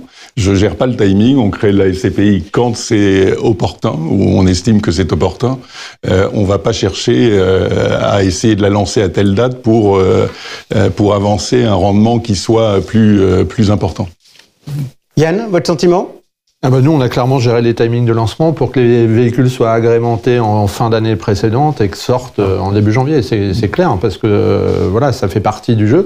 Par contre, ce qui est important, c'est d'être le plus transparent possible et d'expliquer. J'ai entendu... Je vais être très honnête avec vous. J'ai le souvenir de la première fois que vous êtes venu en plateau, vous aviez un taux canon. Et je vous avais dit, mais attendez, ce taux, c'est en raison de délais de jouissance, etc. Et je vous avais dit, je vous pose la question, et vous m'avez dit, vous me posez moi la question, je vous répondrai sans aucun problème. Mais bien sûr, et on l'écrit. Il y a tous nos bulletins de trimestriels. Dès le deuxième, on l'écrivait. Et on l'a toujours écrit, on l'a toujours dit. Mais on va pas s'interdire. C'est vrai qu'on a entendu des reproches la première année, on dit, vous avez distribué trop. Déjà, on a gardé du report à nouveau. Cette année, à nouveau, on fait plus de 10% de performance réelle. Est-ce qu'il fallait qu'on distribue 6 juste pour le plaisir et garder tout le reste ? Moi, je trouvais qu'il fallait quand même remercier tous ces associés qui nous avaient confié leur argent et donc leur rendre en servant du dividende. Mais par contre, écrire, et nous, on écrit dans tous nos bulletins trimestriels, ce 8,25 qu'on a fait l'année dernière, c'est pas un 8,25 pérenne, c'est une évidence. On le fait tant qu'on peut le faire. Cette année, on va encore essayer de faire plus de 7%. Mais dans le temps, notre performance, elle est entre 5,5 et 6%. Et il faut être le plus transparent possible. Il faut reprendre, et Nicolas avait raison, il faut reprendre le DIC. Oui. Le DIC, exactement. Ouais, mais le DIC est révélateur. Si vous prenez les DIC, ils veulent pas le reprendre. tous les intervenants ici, c'est entre 5 et 7. Oui, mais alors, c'est pour ça que volontairement, j'ai mis on a mis comme bandeau les recommandations de l'AMF Crédit, parce que dans ce communiqué de presse, donc je dis qu'il vise les producteurs et les distributeurs, l'AMF nous dit quand même, quand on affiche un taux de distribution, il faut afficher un taux d'indicateur global sur la même période. Alors déjà, ça m'amène à 2 questions. Un taux d'indicateur global, vous, qu'est-ce qui vous paraît le plus pertinent ? Est-ce que c'est le TRI qui prend en compte la valorisation de la part, donc une décision de la société de gestion, ou est-ce que c'est le rendement global immobilier qui est l'indicateur qui a été mis en place par la SPIM qui, lui, ne tient compte que des valeurs d'expertise ? Puis la deuxième sous-question, mais est-ce qu'un TRI ou un rendement global à 1 an, ça a du sens ? Non. C'est pour ça que le DIC sert à ça. C'est précisément à ce à quoi sert le DIC. C'est ça. Un TRI 1 an, ça n'a pas de sens. Alors déjà, en plus, moi j'ai un petit sujet technique, c'est que dans le Comme Office, c'est écrit que ça doit être des périodes de 1 an. Donc avec des périodes de 1 an, on peut pas faire un TRI 1 an, on peut faire qu'un TRI 2 ans. Donc, mais ça c'est purement technique, on va dire. Il n'est pas écrit de période trimestrielle. L'autre sujet, c'est que l'AMF n'exige ça d'aucun autre produit. En fait, on est les seuls produits sur lesquels il faudrait. Moi, je préférerais qu'on mette un gros disclaimer en disant mais ces produits ne sont pas faits pour l'investissement court terme. Quand vous rentrez dans une, ça veut dire quoi 1 an ? Ça veut dire qu'on inciterait les gens à rentrer au mois de janvier et sortir au janvier suivant. Mais ça n'a pas de sens du coup. Nos produits, nous, la durée de recommandée de Transition Europe, c'est 10 ans. On a choisi même d'aller plus loin que ce qu'on met d'habitude 8 ans. On s'est dit, non, un investissement SCPI, c'est du très long terme. Donc, 10 ans. Donc, je vais mettre un TRI. Donc, moi, le TRI 1 an, je le trouve qu'il n'a pas de sens. Moi, je suis complètement en ligne. Je veux dire, on a des durées de placement recommandées. Ce sont des placements long terme. Ce sont des placements long terme. Ce sont des placements long terme, je le redis. Et donc, un TRI sur 8 ans, sur 10 ans, oui, ça a du sens. Mais on n'est pas là pour faire du trading avec nos parts de SCPI. Puis d'ailleurs, certaines ont des frais d'entrée importants. Et donc, si vous prenez en compte, évidemment, vos frais d'entrée, tous les TRI 1 an sont négatifs. J'appuie là-dessus, hein, Guillaume. Effectivement, on a 3 ans d'exercice. Voilà. On a un TRI de 11%, mais qui est lié au fait qu'on n'a pas de commission de souscription. Donc, on a un prix d'entrée qui est à peu près égal au prix de sortie, pour la faire simple. Et donc, du coup, on fabrique derrière la performance à travers le rendement. Donc, on a un TRI très élevé. Mais on le communique dans notre BT parce qu'on a l'obligation de le faire. Enfin, ça fait partie des paramètres. Mais on communique jamais sur ce taux. Parce qu'on sait que sur le long terme, ce qui vaut, c'est celui du DIC, tout simplement. Voilà. Après, le TRI, il y a quand même il y a eu un petit dévoiement, parce que si tu prends la phase sponsor, le prix de la phase sponsor ou fondateur, effectivement, qui peut être à moins 10 et moins 15, le TRI, effectivement, il va être très bon. Donc, on rappelle, parce qu'il y a potentiellement, dans les gens qui nous écoutent, les CGP qui sont ultra pointus sur le sujet des SCPI, et puis il y en a qui le sont moins, et qui se disent, comme c'est le plateau de référence, j'ai envie de m'informer, etc. Quand on parle de phase sponsor, c'est que quand on est fondateur, quand on lance une SCPI, on met entre guillemets un prix décoté au début, et que si vous sortez, je veux dire, 8 de revenus, si vous le comparez à 100 ou si vous le comparez à 80, bah, comparé à 100, ça fait 8%, et comparé à 80, ça fait 10%. Exactement. Et selon ce que l'on a au dénominateur, ça a un impact. Nicolas ? C'est même plus que ça, parce que en fait, c'est pas le revenu qui est au numérateur, c'est le taux de distribution qui lui-même tient compte du délai de jouissance, etc., etc. Donc on a un numérateur qui est gonflé et un dénominateur, en fait, qui est réduit. Mais donc, après, le TRI reste un bon indicateur. Et l'AMF l'a bien recommandé, c'est le taux de distribution avec le TRI. Après le TRI 1 an, non, il a aucun intérêt. Donc il faut d'autres indicateurs. Après le RGI, c'est-à-dire le rendement global immobilier, personne ne comprend. Demandez à un associé de comprendre, et personne l'utilise.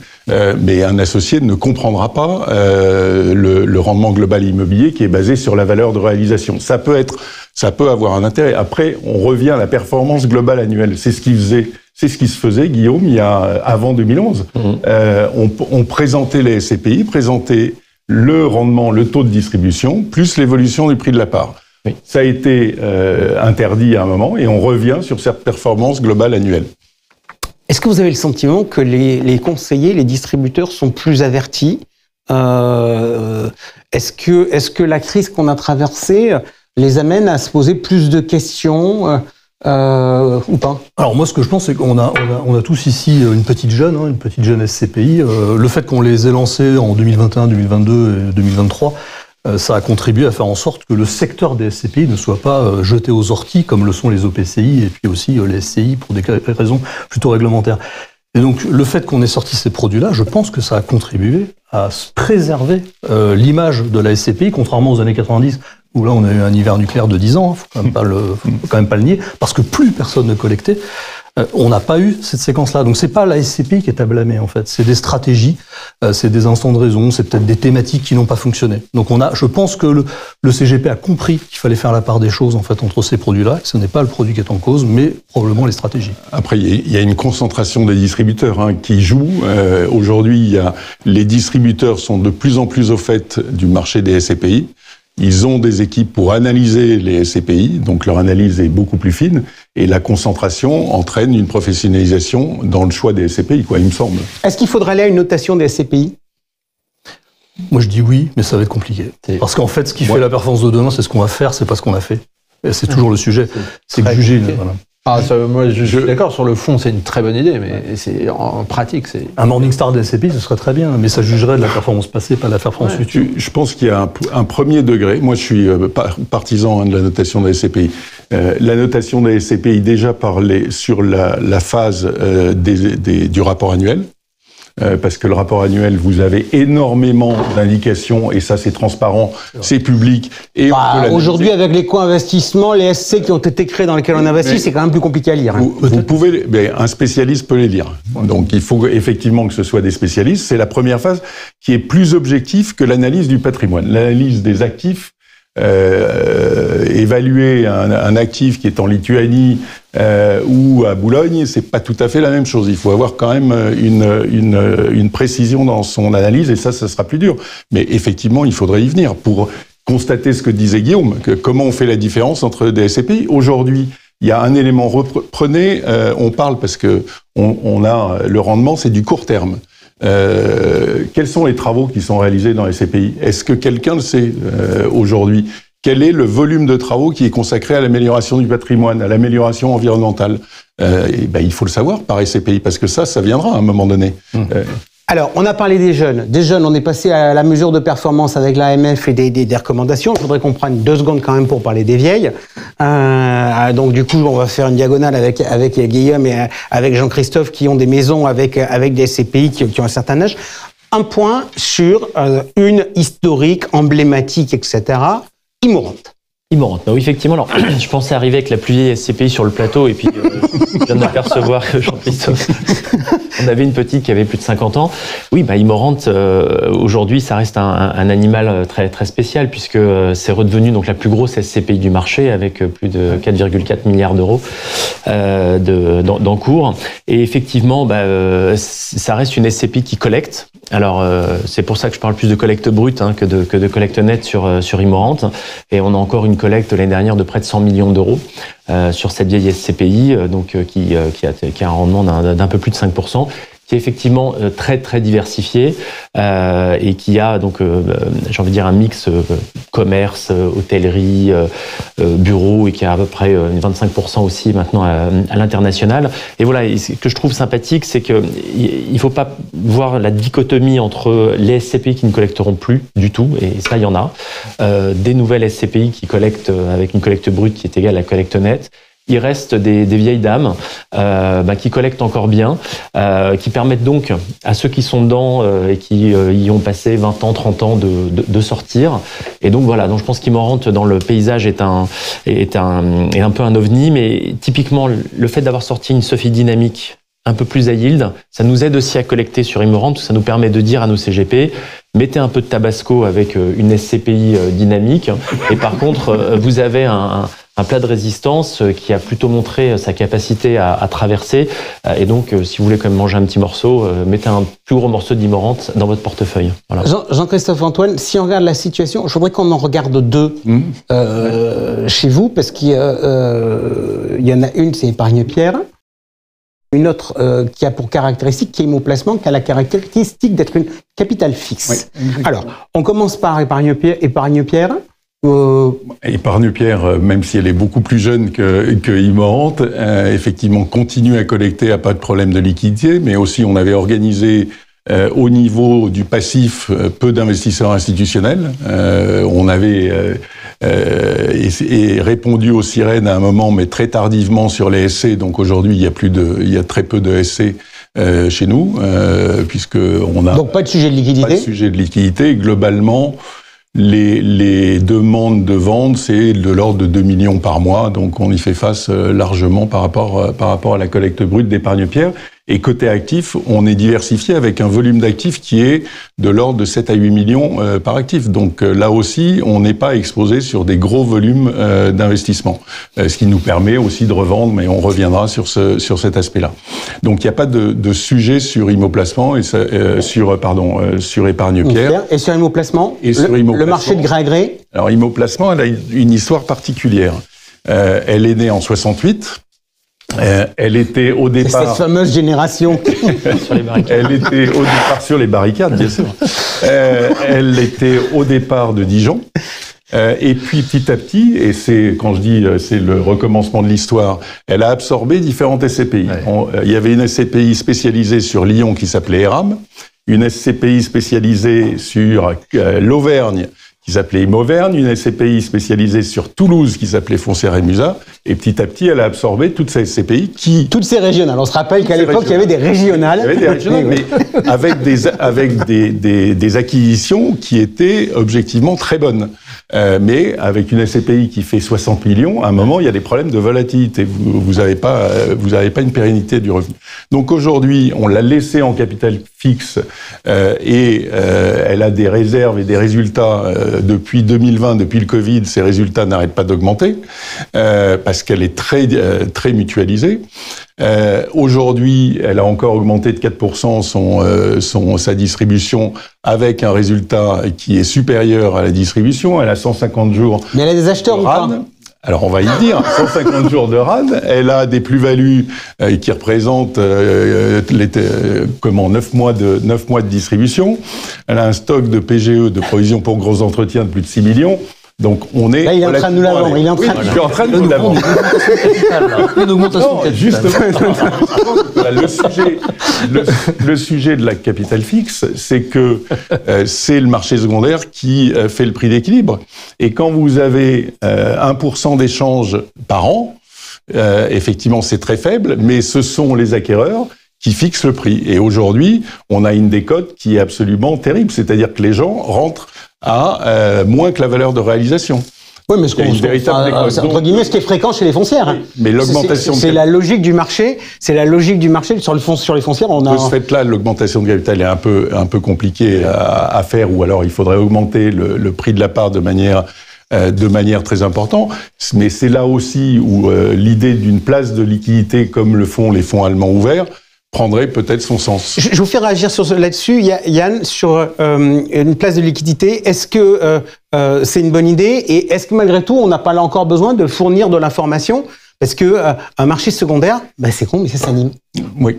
Non, mais c'est un marché secondaire, c'est forcément une bonne idée, parce que tout ce qui amène de l'info, tout ce qui centralise, c'est forcément une bonne idée. Mais juste, moi, je voudrais aussi saluer et arrêter cette opposition jeune-vieille, parce que on a des jeunes, Nicolas et moi, mais qui aspirent à devenir vieilles. Et non, mais c'est vrai. Et ce qui est important, c'est de montrer que toutes les vieilles se sont pas effondrées. Et au contraire, certaines ont très bien résisté. On peut tirer des leçons de tout ça. Voilà, ces véhicules, qu'est-ce qu'ils nous disent? Que ce qui marche, c'est la mutualisation. Ce qui marche, c'est la diversification. Et donc, moi, je trouve ça... Parce que je serais très inquiet pour mon véhicule si toutes les SCPI s'étaient effondrées et que tout avait un problème de liquidité. Or, c'est pas le cas. Il y en a qui vont bien et il y en a qui vont moins bien. Et donc, ça veut dire pour nos véhicules qui sont jeunes, qui aspirent encore une fois à devenir vieux, que on a un bel avenir devant nous et que si on gère bien, si on prend en compte ce qui a été fait par nos prédécesseurs, on peut peut-être arriver vers un horizon qui soit très intéressant pour nos épargnants. Je vous entends, mais c'est pas une figure de style journalistique. Je vais quand même rester sur le concept des jeunes et des vieilles et je vais continuer 2 secondes pour les vieilles et je vais vous expliquer pourquoi. Pour des raisons réglementaires, une SCPI n'a pas le droit de vendre avant 5 ans. Et donc, ceux qui sont jeunes et qui ont pas 5 ans, dans l'état actuel des choses, ils peuvent pas arbitrer grand-chose aujourd'hui dans leur patrimoine. Donc, je voudrais qu'on s'intéresse maintenant au marché immobilier pour voir dans quel état il est. Donc, on va parler du marché de l'investissement et on va commencer par le côté des vendeurs. Guillaume, est-ce que vous, chez Sofidy, vous vendez? Qu'est-ce que vous vendez? Et grosso modo, comment répond le marché?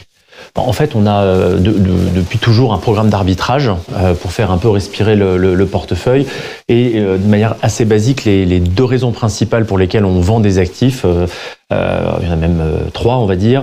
Il y en a un, c'est quand vous faites votre travail de gestionnaire d'actifs, que vous avez bien reloué, que vous pensez que vous avez amélioré la performance de l'immeuble en question, eh bien vous vous dites que le travail est fait et que vous prenez votre plus-value et donc vous vendez plutôt des bons actifs. Et puis de l'autre côté, vous avez des actifs depuis 35 ans, il y a des modes qui sont passés, des villes qui étaient plus dynamiques qu'avant, et donc vous vendez aussi ce qui n'a plus rien à faire. On peut aussi vouloir vendre parce qu'on a un vieil actif qui a une grosse plus-value et qu'on se dit qu'on pourra la distribuer. Et alors exactement, mais ça c'est tout à fait le cas.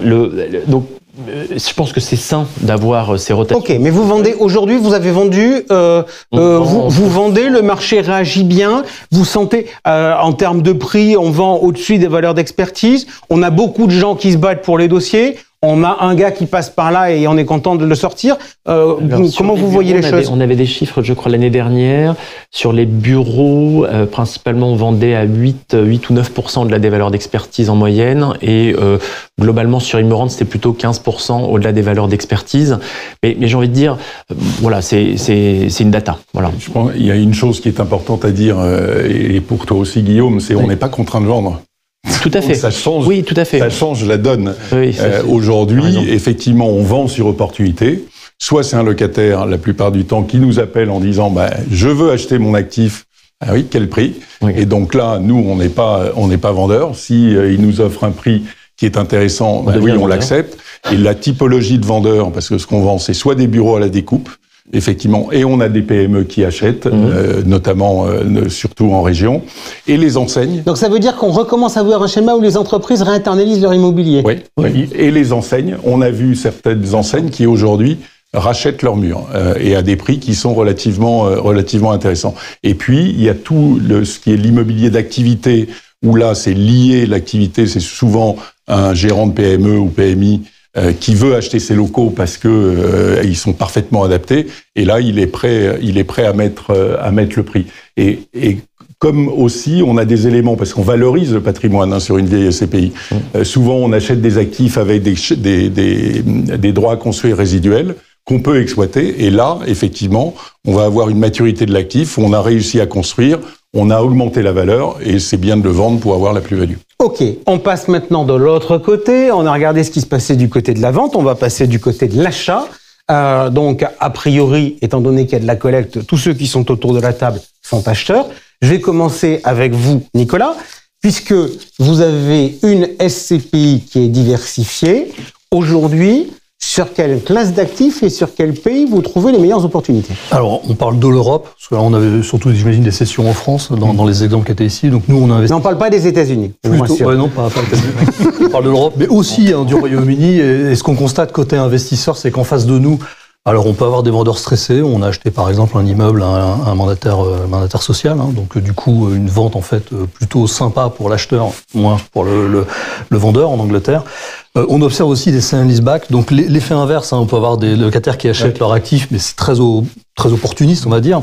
Et puis on a aussi phénomène assez récurrent aux Pays-Bas, en Angleterre, en fait des industriels, des occupants qui vendent leur immeuble en sale and leaseback, donc c'est du pré-bail quelque part. Et pourquoi? C'est parce qu'en fait, les taux de financement sont tels qu'ils ont parfois plus d'intérêt à financer en fait leur activité par la cession de leur meuble et la prise à bail que d'aller lever une dette ou même du quasi-equity qui coûte plus cher en termes de perf. Donc on retrouve en fait ces sale and leaseback qui sont assez sympathiques pour une SCPI parce que souvent on a en fait des industriels qui sont prêts à s'engager sur 20 ans, 30 ans. On a fait des opérations à 30 ans de bail avec une bonne contrepartie. Pas tout simplement, c'est son outil de travail, donc il peut pas l'abandonner. Donc oui, on trouve en fait ce genre d'opportunité qu'on ne voyait pas avant 2022 parce qu'en fait les taux étaient si bas qu'en fait on se finançait par de la dette en tant qu'industriel. Et aujourd'hui, c'est aussi l'immobilier en fait qui est un facteur. Ok, donc on voit que d'un point de vue technique, même la nature des opérations est de nature à changer. On a un peu plus de concurrence à l'achat aussi. On voit à côté de nous plus de concurrents étrangers, parfois français aussi. On est parfois sur les mêmes deals, faut pas se le cacher. Et puis on a des vendeurs qui reprennent confiance là. Au MIPIM, on a le sentiment en fait que ça y est, tout repartait. Je suis pas certain. Et donc ils reprennent confiance. Donc ils font des appels d'offres. Ça, c'est nous, des appels d'offres. Mais vous rigolez ou quoi? On va discuter. Ben non, appel d'offres. Ah ok. Donc ça revient. Donc on a un marché qui redémarre. Yann, votre regard. J'ai bien compris que le gros de la collecte aujourd'hui était positionné sur Transition Europe. J'ai bien compris que Transition Europe était positionné hors France. Donc quelle classe d'actifs et quel pays vous êtes aujourd'hui en train de rechercher? Alors en ce moment, on a 100 millions d'exclusivité en Allemagne. On a fait un gros début d'année sur l'Allemagne où on a trouvé des opportunités. En quoi? En bureau? Non, pas en bureau, du laboratoire, de la logistique, de l'activité, un peu de tout en fait. Voilà, sur les secteurs sur lesquels on va, on regarde à nouveau le commerce. On a fait une grosse acquisition en fin d'année dernière en Espagne, un très beau centre commercial à Madrid qui s'appelle Las Rosas, et ça nous a bien plu parce que voilà, c'est une des locomotives de Madrid. Comment ça s'est passé? On parlait d'appel d'offres, etc.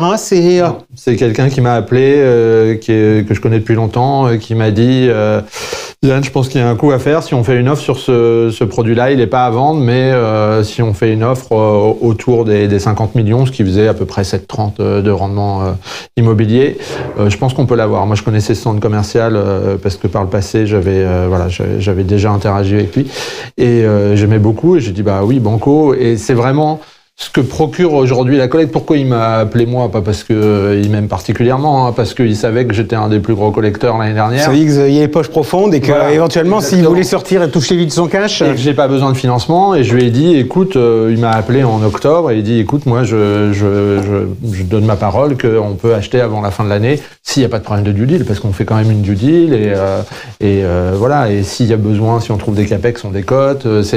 Donc on a mais c'est vrai que parce que parfois j'entends dire mais vous collectez trop. Alors déjà si on compare à ce qui s'est collecté par le passé, 400 millions c'est beaucoup, mais dans un marché européen qui fait 400 milliards, ça reste dispersable et voilà. Et en plus on est encore dans une situation là où on pensait vraiment. Je pense que ce qui a changé quand même, c'est que moi, je pensais que cette année, disons à l'été dernier, je pensais que cette année, l'immobilier serait reparti, les taux auraient baissé un peu plus vite. Ce qu'on voit aujourd'hui, c'est que c'est pas le cas. Quand on voit la crise économique qui est au-devant de nous, je pense que ça va pas venir tout de suite. Alors, on pourrait avoir une petite baisse des taux, mais c'est quand même positif pour nous qui sommes acheteurs, parce que ça veut dire qu'on achète à des taux plus élevés que par le passé, en fait. Jean-Christophe, on reste en Europe avec vous. Où est-ce que vous achetez? Europe et France. Alors, il ne faut pas croire que le marché européen réagit différemment de la France. Les bureaux, c'est la même situation en Europe et en France. Aujourd'hui, vous avez tous les quartiers centraux des affaires où il y a une poche de rareté, en Europe, globalement, et la périphérie où il y a une offre de bureaux qui est quand même relativement pléthorique. Donc, attention à ce phénomène. Donc on achète de l'activité du retail sur les marchés européens, Allemagne, Espagne, Irlande et Pays-Bas notamment. On s'intéresse énormément à l'immobilier d'exploitation parce que c'est un secteur sur lequel on croit, notamment la santé parce que les loyers ont été repricés et les taux sont intéressants, et tout ce qui est hôtellerie et notamment hôtellerie de plein air et loisirs. Donc ça, c'est quelque chose qui est lié à l'exploitant. Si le concept marche, vous pouvez avoir des durées d'exploitation qui vont être très longues et ça qui colle parfaitement à la SCPI. Et puis il y a des croissances économiques qui sont différentes dans les pays d'Europe. Il y a une vraie différenciation entre les économies européennes. Donc ça, c'est quelque chose d'important. Et en France, parce qu'il faut pas oublier la France, je pense. Mais j'ai tendance. Alors on regarde le retail et l'activité, bien entendu, l'hôtellerie, la santé. Je ne fais pas je ne jette pas le bureau. Et le bureau périphérie, proche des quartiers centraux, moi je pense que c'est un secteur qui va rebondir. Aujourd'hui, vous avez des taux de rendement relativement élevés sur les bureaux proches des quartiers centraux d'affaires, et compte tenu de l'augmentation des loyers sur les quartiers centraux, il peut y avoir un report sur ces marchés, et donc ça peut être intéressant parce que je pense qu'on n'est pas à la fin de la consolidation de l'immobilier, comme tu le disais, que la compression des taux, il ne faut pas parier dessus. Donc la valeur ne va pas se faire par la compression des taux, la valeur peut se faire par l'augmentation des loyers sur certains actifs. Et d'ailleurs, un indicateur, alors au Royaume-Uni en l'occurrence, on a retrouvé des niveaux de taux d'occupation dans l'immobilier de bureau qui sont supérieurs à pré-Covid. C'est intéressant. Alors parce que la production en fait s'est raréfiée, parce que des immeubles sont sortis, mais ça veut dire qu'on a une demande en fait qui est un peu supérieur. Donc je partage ton point de vue. Guillaume, où est-ce que vous achetez? Est-ce que vous achetez que sur Sophie Dynamique, ou est-ce que, même si aujourd'hui la collecte sur Immorente sert avant tout à rembourser ceux qui veulent sortir, vous achetez aussi sur Immorente? Oui, alors la bonne nouvelle, c'est qu'on avait gardé beaucoup de cash. Donc l'année dernière, on a déployé près 600 millions d'euros à 8,5 de rendement en moyenne. Donc on a continué à déployer, et donc plus que ce qu'on a collecté, puisqu'on a utilisé notre cash. Et puis la bonne nouvelle aussi, on n'en a pas trop parlé, c'est qu'on a très peu de levier sur nos SCPI. Donc qu'est-ce qu'on fait aujourd'hui? On se réendette. Nos banquiers n'ont absolument pas de problème à nous prêter des sous parce qu'on a un ratio de dette par rapport à la valeur des patrimoines qui est assez faible. Et donc on continue à investir, et on espère cette année investir au-delà des 600 millions cette année. Donc on est assez agressif à l'acquisition aujourd'hui. C'est vrai qu'on a un biais commerce connu chez Sofidy, et on aime bien ça. Je pense qu'on a c'est une matière qui est pas si simple. On a des bons spécialistes, et donc voilà, on a surtout fait ça ces derniers temps. Mais je te rejoins aussi. Il faut pas jeter complètement tous les bureaux. Il y a des bureaux bien placés en région. Puis le bureau à Paris. Enfin, je veux dire, regardez les loyers. Effectivement, à Paris, on est passé en 10 ans de 400 € le prime à 1200 €. Je veux dire, donc tout n'est pas acheté. Il faut rester opportuniste. Et là, je vous ai beaucoup entendu acheter à l'étranger. Nous aussi, on a beaucoup acheté, notamment aux Pays-Bas. Je te rejoins. Les prix londoniens, QCA londoniens, ont des taux de rendement qui sont très intéressants. Mais je profite pour dire quelque chose quand même qui me choque un tout petit peu en France, c'est que la fiscalité fait que il est plus intéressant financièrement pour un Français qui gagne bien sa vie d'acheter des SCPI qui investissent en Europe hors France que d'acheter en France. Voilà, et c'est quelque chose qui m'étonne, et je pense que il serait de bon ton qu'un jour on s'occupe de ce sujet. Allez, un bon petit coup de Trump, France first, et voilà. Allez, on attaque notre dernière ligne droite. On va un mot de conclusion. Je voudrais qu'on fasse la conclusion de la manière suivante. On va faire vos objectifs de collecte. Ça, c'est pour, entre guillemets, votre vision du marché, et les objectifs de distribution que vous annoncez sur vos produits sur l'exercice 2025. On dévoile donc tout ça. Je commence avec vous, Nicolas. Objectif de collecte pour email et objectif de distribution pour Email Live. Ce qu'on a envie de faire, c'est à peu près la même chose que les années précédentes en termes de collecte, c'est autour de 250 millions d'euros. Donc on est parti pour faire ce chiffre-là a priori. Et puis pour ce qui est du taux de distribution, même si évidemment on doit rajouter le TRI prévisionnel à côté, comme on en a parlé, on aimerait bien dépasser de nouveau les 7% en fait cette année, après avoir navigué autour des 7,50 pendant les 3 premières années. C'est notre objectif qu'on se donne. Parfait. Guillaume, je me tourne vers vous. Collecte globale. Alors, collecte globale, on aimerait faire peut-être un peu plus et tendre vers les 500 millions. On verra bien ce qu'on arrive à faire, mais c'est pas ton seul sujet. Moi, ce qui en brut. Oui, toujours en brut. Toujours en brut. J'essaie de me rappeler le début de l'émission. Voilà, donc. Tout à fait. Donc, ça sera un objectif de collecte brute. Et sur la partie rendement, c'est encore un peu tôt, mais globalement, c'est plutôt la stabilité. Donc, les SCPI qui ont servi 5+, eh bien, l'objectif, c'est qu'elles servent toujours 5+. Et effectivement, la SCPI un peu plus dynamique, elle n'aura peut-être pas le même rendement de plus de 9, mais on espère maintenir quelque chose dans ces eaux-là. On est d'accord quand même que dans le postulat de base, le marché locatif n'est pas si simple que ça. Non, je suis d'accord. C'est vrai que alors, on est un peu, si on parle 2 secondes du bureau, hein, c'est quand même le gros du sujet. Il y a toujours un effet, un peu d'air. C'est-à-dire que quand vous êtes un grand groupe, vous avez des baux 3, 6, 9, voire vous avez pris un 6 ans ferme, etc. Et donc, les prises de décision de rendre des mètres carrés, ça prend du temps.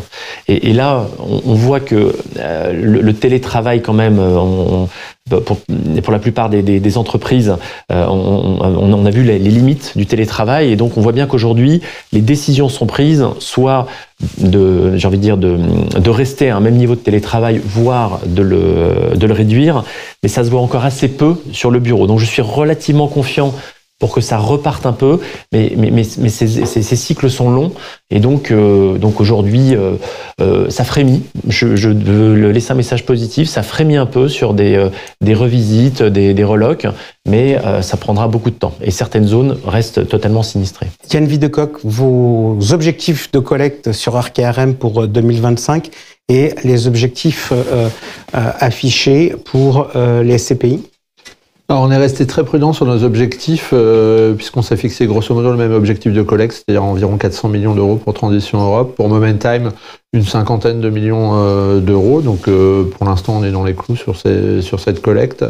Et sur les objectifs de performance, pareil, c'est-à-dire que Transition Europe, on a repris le même objectif qu'on avait en début d'année dernière, qui est 7%. Notre objectif, c'est de faire au moins 7% cette année. Et sur Momentime, au moins 7,5%. Voilà, c'est une première année, donc on sait que ça devrait être une belle année de performance. Jean-Christophe Antoine, chez Atlante Voisin. Alors, toute société confondue, 450 millions de collectes brutes prévisionnelles sur 2025 et taux de distribution équivalent à 2024. Aujourd'hui, il n'y a pas d'alerte sur le fait que ces taux ne seraient pas tenus. Ok, on précise naturellement que ces objectifs de performance ne sont pas garantis pour que on règle le sujet de l'AMF et que, a priori, si vous voyez que vous avez des problèmes d'encaissement des loyers, vous avez vocation un peu à communiquer pour dire ce qu'il en est. Donc pour que l'information soit totalement transparente. Merci beaucoup à tous les quatre d'être venus avec nous voir aujourd'hui dans cette édition spéciale. On se retrouvera au second semestre puisque, comme on vous l'avait promis, on a rajouté cette table ronde SCPI avec d'autres acteurs pour avoir d'autres regards. Avant de conclure et de passer à l'affiche, je voudrais adresser un remerciement tout particulier à Jean-Christophe Antoine. Vous en avez fait 2, mais ça a été avec plaisir qu'on vous a accueillis puisque pour la prochaine fois, chez Atlante Voisin, ce ne sera pas vous. Non, ce sera Martin Jacquesson, puisque après 40 ans de service pour les SCPI, puisque j'ai débuté en 85 à la Française, après avoir créé 8 SCPI qui capitalisent quand même 7,5 milliards. Il est temps de laisser la place. Donc c'est Martin Jacquesson qui est présent au sein du groupe Atlante depuis le 1er janvier qui me succédera, et je continuerai à l'accompagner, mais avec d'autres fonctions. En tout cas, merci beaucoup. Donc, on ne vous retrouvera pas au second semestre, mais on peut continuer à vous retrouver tous les vendredis sur LinkedIn, parce que c'est vendredi, on lève le nez. Allez, c'est mardi. Ça fait déjà plus d'1 heure que l'on est ensemble. Et on conclut cette émission tout de suite avec à l'affiche et l'Anacofi et son président David Charlet. Le 3 avril, il était au Carrousel de Louvre pour la 21e convention de l'Anacofi intitulée « Catastrophe, révolution ou prolongement ». Il est avec nous en plateau, le président de l'Anacofi, David Charlet. David, merci beaucoup d'être avec nous. Alors, cette convention, on a vu que l'après-midi, il y avait différentes assemblées générales parce qu'il y a plusieurs structures dans l'Anacofi. Je voudrais qu'on commence par faire un petit point sur l'ambiance dans les différents métiers que vous couvrez. Alors, dans les différents métiers, on a effectivement plusieurs ambiances. On a l'univers de l'immobilier qui fait un peu la tête, et depuis un moment. On a un univers qui se remet de ce qui a été une crise et qui est encore un peu chancelant, qui est l'univers des intermédiaires bancaires, ce qu'on appelle les IOB. Et puis, on a l'univers de la finance qui se porte plutôt pas mal et l'univers de l'assurance qui se porte bien. Voilà. Donc, si on veut résumer, ça donne ça. Alors, ça veut dire qu'avec ça, on fait les CGP et on fait les conseils en finance d'entreprise. Les conseils en finance d'entreprise vont plutôt pas mal parce que ce qu'on appelle la finance d'entreprise chez nous, c'est aussi des accompagnants en développement, FUSAC et autres. Ils vont plutôt correctement. Et les CGP, bien bon an, mal an, ce qu'ils nous disent, c'est pas facile, mais on fait notre chiffre. Voilà. Donc, du coup, on l'a vu, l'ambiance que l'on a eue dans les salons et qu'on a eue pendant notre assemblée générale, c'est pas une ambiance de dépression, mais c'est quand même une ambiance où tout ne va pas très bien. Ok, globalement, la famille Anacofi va comment ? Globalement, la famille Anacofi va plutôt pas mal. On perd des adhérents côté immobilier, mais l'Anacofi, globalement, est en croissance de plus 3,5% d'entreprises, je crois, donc sur une année. Et on est déjà dans le vert sur le nombre total d'adhérents après les réadhésions. Or, c'est au moment des réadhésions qu'on voit les disparitions. Ok, alors on va se focaliser, si vous voulez bien, sur la partie CGP, parce que c'est eux qui nous écoutent. Grosso modo, vous dites la tendance, c'est on est content, on fait notre chiffre, mais c'est plus dur. La dynamique des CGP, c'est un peu ralenti ? C'est forcément un peu ralenti. C'est-à-dire on a déjà conquis une part de marché qui est quand même assez importante, ce qu'on appelle l'univers de la gestion de patrimoine, a fini de manger le courtage classique en assurance vie. On s'est ouvert vers d'autres clients. La tech est arrivée, donc on a un schéma entre les traditionnels cabinets jusqu'au cabinet tech. Donc tout ça s'était déjà fait, on a déjà trouvé de la place. Alors on continue à gagner des parts de marché, on continue à avoir de la croissance, mais c'est vrai qu'on n'aura plus cette croissance, pas exponentielle, mais enfin au moins à 2 chiffres qu'on a connu pendant quelques années pour en arriver là où on en est. Il faut voir qu'on touche maintenant une grande partie de la population qui est capable d'épargner dans ce pays. C'est plus on est minoritaire en termes de nombre de clients sur le marché total, mais à l'intérieur de ceux qui peuvent épargner, on est déjà très présent. Donc les marges de croissance sont moins importantes que dans le temps. Je voudrais qu'on s'arrête un peu sur ces enjeux de la profession. L'un des mouvements majeurs, c'est la concentration. Est-ce que ça vous inquiète dans la capacité de renouvellement des troupes ? Alors non, parce que c'est pour l'instant une concentration très particulière. C'est-à-dire qu'on a à la fois plus d'entrants qu'il y a de sortants, malgré des vagues de sortants, pour plein de raisons.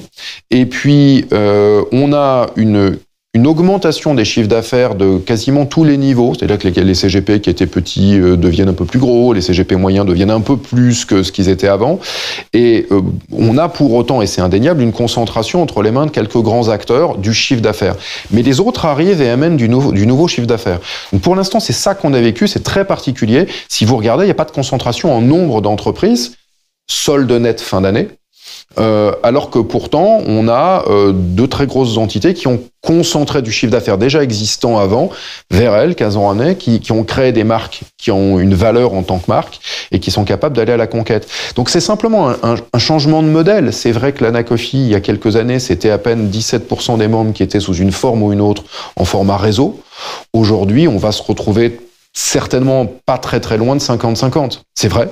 Mais pour autant, j'ai quand même toujours plus d'entreprises qui sont des entreprises indépendantes. Question sur des phénomènes générationnels. J'ai l'impression, mais que les seniors n'ont pas la même vision de l'épargne et du patrimoine que les jeunes. À la fois dans la logique de constitution, à la fois dans la logique des actifs dans lesquels on a vocation à investir. Les jeunes sont peut-être plus ESG, plus crypto, par exemple, que les seniors.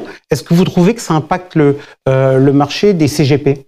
Ça l'impacte, simplement, on peut se rappeler que les CGP sont toujours adaptés. Quand ça a été le moment des structurés, c'était le moment des structurés. Quand ça a été le moment de l'equity, c'est l'equity. Quand il a fallu faire de l'immobilier, ce qu'ils faisaient pas avant, ils l'ont fait.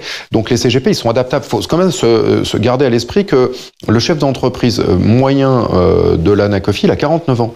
Il n'a pas 70 ans, il a 49 ans. Il est dans son temps. C'est-à-dire que lui-même, il a les mêmes... Est-ce qu'il est ESG ? Nous, on a fait un sondage l'été dernier. On a vu qu'ils étaient plutôt plus ESG que la moyenne des Français.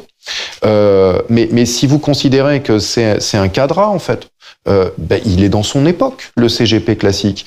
Donc, bien sûr que tout ça change quand on entend que 50% des moins de 35 ans, c'est plus des moins de 25, c'est des moins de 35, se disent prêts à investir dans les cryptos, forcément, le CGP va devoir se concentrer là-dessus. Mais enfin, lui aussi, il est là-dessus. Lui aussi, il a peut-être investi à titre personnel sur des cryptos. Ok, on vient de parler du terrain, on vient de parler du marché. Je voudrais qu'on parle réglementation, parce que c'est un peu aussi le rôle de l'ANACOFI de discuter avec les pouvoirs publics.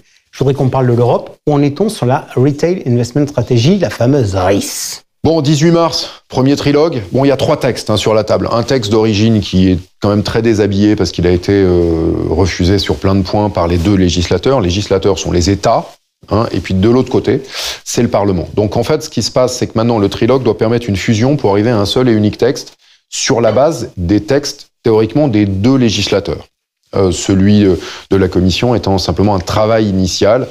Alors, ça n'a pas l'air de se passer très bien pour eux, pour plusieurs raisons. Mais ça ne veut pas dire que le texte ira pas au bout, parce qu'ils veulent l'amener au bout. Quand on lit le procès-verbal informel qu'ont fait les Polonais, puisque c'est eux qui pilotent pour l'instant, on lit qu'ils ont quand même un petit problème avec ça, puisqu'en même temps arrive un nouveau texte qui s'appelle la SIU, Saving Investment Union. Donc le nouveau nom de l'Union des marchés de capitaux, un nouveau nom ou la nouvelle présentation. Alors, pas tout à fait, mais ça en fait partie de ce grand truc du Capital Market Union. Mais en tout cas, c'est quand même très très proche de l'idée même de la RIS elle-même. Et donc ce truc est annoncé. Et puis de l'autre côté, ils ont le projet de simplification qui arrive. Et le projet de simplification européen, le paquet de simplification européen, il dit la chose suivante. On va corriger ce qu'on a fait dans le passé, on va travailler autrement pour le futur, en faisant plus simple, mais on va aussi impacter ce qui est en cours de négociation. Et là, quand vous rentrez dans un trilogue où vous devez fusionner, un problème. Ce qui fait que le premier trilogue se termine par... on va essayer d'amener ça au bout parce que le SIU, il faudra 36 mois pour en avoir une idée et on peut pas attendre 36 mois. Mais on sera impacté. Donc, que fait-on? On demande à la Commission, on lui donne 6 semaines pour nous donner une copie sur comment on pourrait faire plus simple, une idée de comment on pourrait faire ça. Et la Commission, première réaction de la Commission, c'est on va essayer, mais on ne sait pas si les travaux ont vraiment commencé. Et puis, si on n'y arrive pas, on retirera purement et simplement le texte. Ce qui était imprévisible et ce qui n'arrivera certainement pas entre nous. Mais enfin quand même, voilà la réaction. Donc on voit qu'on est dans une situation sur cette RIS dont on a quand même besoin. On la critique sur certains aspects, mais soyons clairs, on en a besoin. Mais qui est quand même très particulière. On est devant un texte qui se retrouve avec des gens qui le travaillent, qui sont un petit peu dans un moment, pas de panique, mais en tout cas eux-mêmes d'interrogation sur comment ils finissent. La question que se pose tout le monde, parce qu'elle est importante pour les modèles économiques, est-ce que les rétros vont rester? Parce qu'en fait, si on regarde les textes, le Parlement avait sensiblement édulcoré les choses, mais la présidence belge à l'époque avait dit il n'y a pas de problème, vous pouvez faire des rétros, mais je vous mets une liste de clauses qui fait qu'on était là, on se disait c'est pas si évident qu'elle reste. Vous aujourd'hui, vous pensez qu'il y a encore des débats là-dessus? Il y aura toujours des débats, mais parce qu'en fait on mélange 2 débats. On mélange le débat du modèle, honoraire versus commission, et puis le débat du prix. Et en fait, c'est là qu'on a tort. C'est-à-dire que ce sont 2 débats différents. On peut avoir un modèle et pour autant avoir une discussion autour du niveau normal des prix. Mais entre nous, est-ce que le débat, pardon, mais pour la RIS, est-ce qu'on n'est pas en train de dire conflit d'intérêts, bidule, truc chouette, etc. Mais en fait, le problème de l'Europe, il n'est pas là. Le problème de l'Europe, c'est qu'elle veut faire baisser les prix. Oui, bien sûr, mais c'est écrit dans les statuts de la BCE. Ce que tout le monde a oublié, c'est que l'un des fondements de l'Europe, c'est d'exercer une saine pression à la baisse sur les prix. L'ennui avec ça, c'est que du coup, on a transféré de la production de richesse vers ailleurs, où c'était moins cher. On a d'abord sorti de l'Europe, mais dans nos métiers, on peut pas. Donc ça veut dire que dans nos métiers, tout ce qu'on fait, c'est baisser du chiffre d'affaires et baisser du salaire à la fin. Nos métiers emplois. L'ANACOFI, c'est 30 000 emplois. Vous baissez les prix, c'est intéressant, mais si vous baissez les prix sans permettre de gagner par le volume, vous faites des licenciements. C'est aussi simple que ça. Or, ce sont des consommateurs européens. Et accessoirement, ce qu'ont prouvé tous les modèles qui ont essayé l'honoraire, c'est qu'une fraction de votre population, en plus, échappe au Conseil, fait ce qu'elle fait, et le plus souvent ne fait rien. Sauf avantages fiscaux consentis, un exemple, la Suède, un exemple, la Grande-Bretagne, un exemple, les Pays-Bas, où il a fallu que l'État donne de l'argent. Mais un État qui en avait. Or, aujourd'hui, on n'en a pas. C'est-à-dire qu'à force de faire ça, on a appauvri certains États, et qui, au bout d'un moment, d'ailleurs, sont obligés d'arrêter ce type de politique ou de les réformer. Ok, on quitte l'Europe pour revenir en France. Bon, cela dit, on quitte, j'exagère un peu, on va parler de la RIS. Donc, il y a un des sujets de la RIS qui montre l'importance de la volonté de faire baisser les prix, c'est la value for money. Et en France, on a un régulateur qui s'appelle l'ACPR, qui aime bien faire des positions, recommandations et qui aime bien émettre de la doctrine, qui a fait notamment un travail sur les frais. Déjà, comment vous jugez la couche ACPR par rapport à la couche européenne qu'à la profession déjà? La CPR, Elle a posé un problème de départ quand elle a commencé à faire ça, parce qu'elle fait des recommandations. Une recommandation, c'est pas une position. C'est-à-dire que normalement, l'ACPR, à la différence de l'AMF, ne peut pas produire de doctrine. Or, quand l'ACPR sort une recommandation, on comprend bien que ses équipes de contrôle la feront appliquer et que tout le marché est prié de faire ce qu'elle vient de demander. Ça, c'est un premier sujet qui est en train de se traiter, puisque c'est maintenant que dans un texte de loi débattu au Parlement français, on est en train de donner officiellement le pouvoir à l'ACPR de faire de la doctrine, ce qui veut dire qu'elle l'avait pas. Bon, donc déjà en soi, il y a un sujet avec ça. Ensuite, par contre, le fait qu'il fallait faire quelque chose. Alors, quand l'ACPR se saisit du sujet value for money, c'est déterminer un niveau de prix normal, hein, avec des efficacités de produits normales. Voilà. Et après, on va voir comment on le fabrique. Quand elle décide de le faire, on est au même moment à Bruxelles avec les rapporteurs français, enfin toute l'équipe négociatrice française, en train d'essayer d'éviter l'existence de la value for money. Donc c'est vrai qu'on est un peu tous tombés de l'armoire. Ouais, mais je vous dirais, à leur décharge, c'est que grâce au fait que, par exemple, ils aient commencé à créer un baromètre en France... Ça, c'est le deuxième temps. C'est-à-dire que le premier temps est surprenant. Le deuxième temps, en revanche, quand ils le font et que là, ils déterminent des benchmarks, il se trouve que là, pour le coup, dans les versions de texte qui sont en cours de négociation, l'une dit, vous ne pourrez avoir des benchmarks nationaux que s'ils préexistaient avant telle date. Et là, on comprend la position de l'ACPR qui, en fait, vient dans une solution de sécurisation de son marché national et de ce qu'on pourra faire nationalement. C'est la première prise de décision qui est étonnante. Par ailleurs, l'ACPR a pris une décision produit une recommandation à la fin de 2024 autour du conseil et des informations du client. Honnêtement, elle est très bonne. Le sujet là, il est juste, mais l'ACPR, théoriquement, peut pas faire de doctrine, mais elle nous arrange, la dernière. Donc, c'est là qu'on est un peu ennuyé avec ces prises de position. Certaines arrangent vraiment, sont tout à fait cohérentes, résolvent des problèmes qui naissent d'interrogations auxquelles on n'avait pas de réponse. Mais en même temps, le premier tir sur la value for money a perturbé beaucoup de monde. En plus d'obliger certaines entreprises à devoir déclencher des processus internes pas simples. Je reviens sur la situation française. Il y a eu une séquence qui n'était pas prévue dans votre convention, dans laquelle Sonia Fandler est venue s'exprimer sur ce qui se passait sur le dossier Harvest. Vous en tirez quelle leçon ? La leçon principale, c'est on nous a poussé à la digitalisation à mort sans regarder que la digitalisation à mort, elle implique d'abord des bugs réguliers. L'Anacofi est totalement digitalisé aujourd'hui. Moi, je peux vous dire, il y a des tickets, ce qu'on appelle des tickets ouverts tous les jours.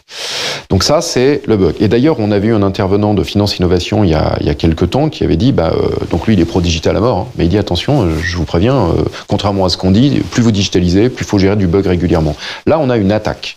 Et ce que l'on voit, c'est que quand on est totalement digitalisé, si jamais le fournisseur est attaqué, vous avez un problème qui s'étend à tous ceux qui sont des utilisateurs de ce fournisseur. Ça, c'est quand même un élément important. Après, il faut donc qu'on apprenne à vivre avec ça dans nos entreprises. Or, beaucoup de gens ont fait une chose, ils se sont déportés. Ils ont acheté une prestation, ils ont juste tout transféré vers ce modèle digital. Et dans leur plan de continuité d'activité, va falloir maintenant réfléchir. C'est-à-dire comment on fait si, alors que j'ai tout basculé vers ce genre de prestataire en qui j'ai confiance, ça plante, que ce soit un bug ou que ce soit un piratage. Et comme l'a très bien dit Sonia, là-dessus je suis d'accord avec elle, et nous on a un juriste salarié DPO tech à l'Anacofi, si je pense que c'est assez rare, mais on est tous d'accord sur un point. C'est mais qui sera le prochain ? D'accord, ça veut dire qu'en pratique, il va falloir quoi ? Alors, il va falloir que chaque CGP revoie son sujet plan de continuation d'activité. Oui. 2, se disent il faut que j'ai le lien CNIL direct pour dire dès que j'apprends quelque chose que j'informe la CNIL. Et 3, il va falloir avoir son papier qui est prêt pour faire jouer son assurance cyber, pour aller au pénal, pour l'activer. Alors pénal, pas pénal, mais en tout cas, ces 3 aspects sont à prendre en considération. Le premier, c'est de penser son PCA en se disant que j'ai une solution pour pouvoir continuer à accompagner mes clients. Le fait que les données soient volées, si mon prestataire est attaqué, elles l'auront été. Mais moi, il faut que je puisse continuer. Il faut se rappeler que nos métiers sont tenus par une règle de continuité du service. Quand vous êtes bloqué 15 jours, c'est un vrai problème. Et donc, il faut qu'on ait des PCA qui nous permettent de pouvoir traiter à minima les demandes ou les besoins de nos clients. Ça, c'est nécessaire. La deuxième chose, c'est qu'il faut connaître les délais et savoir vers qui on se tourne. Alors là, je pense que nous, à Anacofi, on a tout mis à disposition de nos membres. Il y a tout. Il y a même des notes qui préexistaient. On a même mis une formation dessus depuis 1 an et demi. Donc, en plus, ils peuvent tout trouver. Mais je veux dire, il faut le regarder. Et ce fameux délai de 60 mais il faut le regarder. Pas raisonnable. Pardon, David, je vous entends, mais il faut le regarder. On est tous sous l'eau. le nombre de mails qu'on reçoit quand on lit pas. Oui, mais ça fait partie de votre conformité minimum. C'est-à-dire que si vous basculez vers un modèle digital, vous devez en connaître les règles et les contraintes. Le fait de suivre une formation sur le cyber quand votre fédération, et je sais qu'on n'est pas les seuls à l'avoir fait, ont mis à disposition ça, faut quand même y penser. Le fait que vous ayez des notes... Dans France, on a des fédérations co-régulateurs. Ce qui est rare, c'est le seul pays d'Europe. Le reste, c'est l'Amérique du Nord qui fait ça. Mais à quoi ça sert? Ça sert justement à ce que théoriquement, les choses soient déjà disponibles. Il faut que de temps en temps, là, on s'est fait tous prendre au piège peut-être plus vite qu'on a pu acculturer une population. Mais je veux dire, là, maintenant, les gens vont être sensibilisés à ça. Il faut qu'ils le fassent. Puis, dernier point, et le délai des 72 heures est déraisonnable, pour le coup. Il est très clair. Il n'est pas tenable. Tout un écosystème peut pas se rendre compte d'un incident et tout le monde déclarer en 72 heures. On n'a même pas le temps de traiter, de comprendre et d'envoyer les messages pour que tout le monde déclare en 72 heures. Ça, il faudrait que les autorités l'entendent. Ils le feront, ils le feront pas. Et puis dernier point, en effet, il y a cette assurance avec les contraintes qu'elle pose. Il faut que chacun regarde si, en fonction de comment il marche, il a besoin ou non de cette assurance. Mais s'il est en cyber, il faut qu'il s'assure. Et les contrats d'assurance imposent un certain nombre de choses, peut-être même de porter plainte, alors même que la loi l'impose pas. Parce que je rappelle que la loi n'impose de porter plainte que dans un cas qui est particulier et qui est peut-être pas celui que vous allez rencontrer. Ok, dernière petite question. Le 3, c'était la convention. Le 2, c'était Trump qui parlait. Oui. Qui a commencé à mettre un peu de bazar sur les marchés. Vous vous dites quoi? Vous vous dites décidément on a un métier, pour reprendre ce que je disais tout à l'heure en introduction, on a un métier où notre job c'est toujours d'affronter les crises? C'est pas toujours d'affronter les crises, mais c'est dans les moments de crise qu'on est les plus utiles, voire même les plus demandés par les clients. Donc on est un métier de gestion de crise. Aussi, on est un métier de gens qui doivent expliquer ce que les gens doivent faire, situation normale, classique. Et puis, si un moment où vraiment il faut qu'on fasse notre job, c'est celui des crises. Par contre, faut pas nous-mêmes partir en panique. C'est pas le conseiller, c'est pas le pompier qui doit partir en panique. Il n'est utile que s'il garde la tête froide. Ça, c'est évident. Or là, on a une situation qui est complexe et qui pourrait le devenir de façon plus dure, parce qu'on parle de la bourse. Mais moi, j'ai eu hier une cliente qui, elle, a des titres d'entreprise non cotés, c'est une entreprise familiale dans laquelle elle a des titres, et qui n'a pas de panique parce qu'elle voit pas la valeur tomber tout de suite de sa société dans laquelle elle a des parts, mais qui quand même se dit, mais si tout ça dure, qu'est-ce qui va se passer sur le truc qui, en fait, me fait gagner ma vie par les dividendes que je reçois tous les ans? Donc, si ça dure, on va avoir quand même une situation plus tendue dans laquelle il faudra prendre ses marques. C'est évident, c'est pas juste il s'est passé une déclaration de Trump, il y a la suite. Qu'est-ce que tout ça va provoquer? Merci beaucoup David Charlet d'avoir été avec nous. Je vous l'avais annoncé au début, dans des moments comme ça, il faut prendre le temps de comprendre, le temps de prendre les bonnes décisions, ne jamais se précipiter. Je crois que nous venons de nous offrir la plus longue émission des plus encore depuis qu'on l'a fait. En tout cas, on a essayé de tout faire pour vous apporter des infos sur tous les dossiers chauds actuellement de la place. Merci à vous tous d'avoir été avec nous. On se retrouve le mois prochain. Ciao.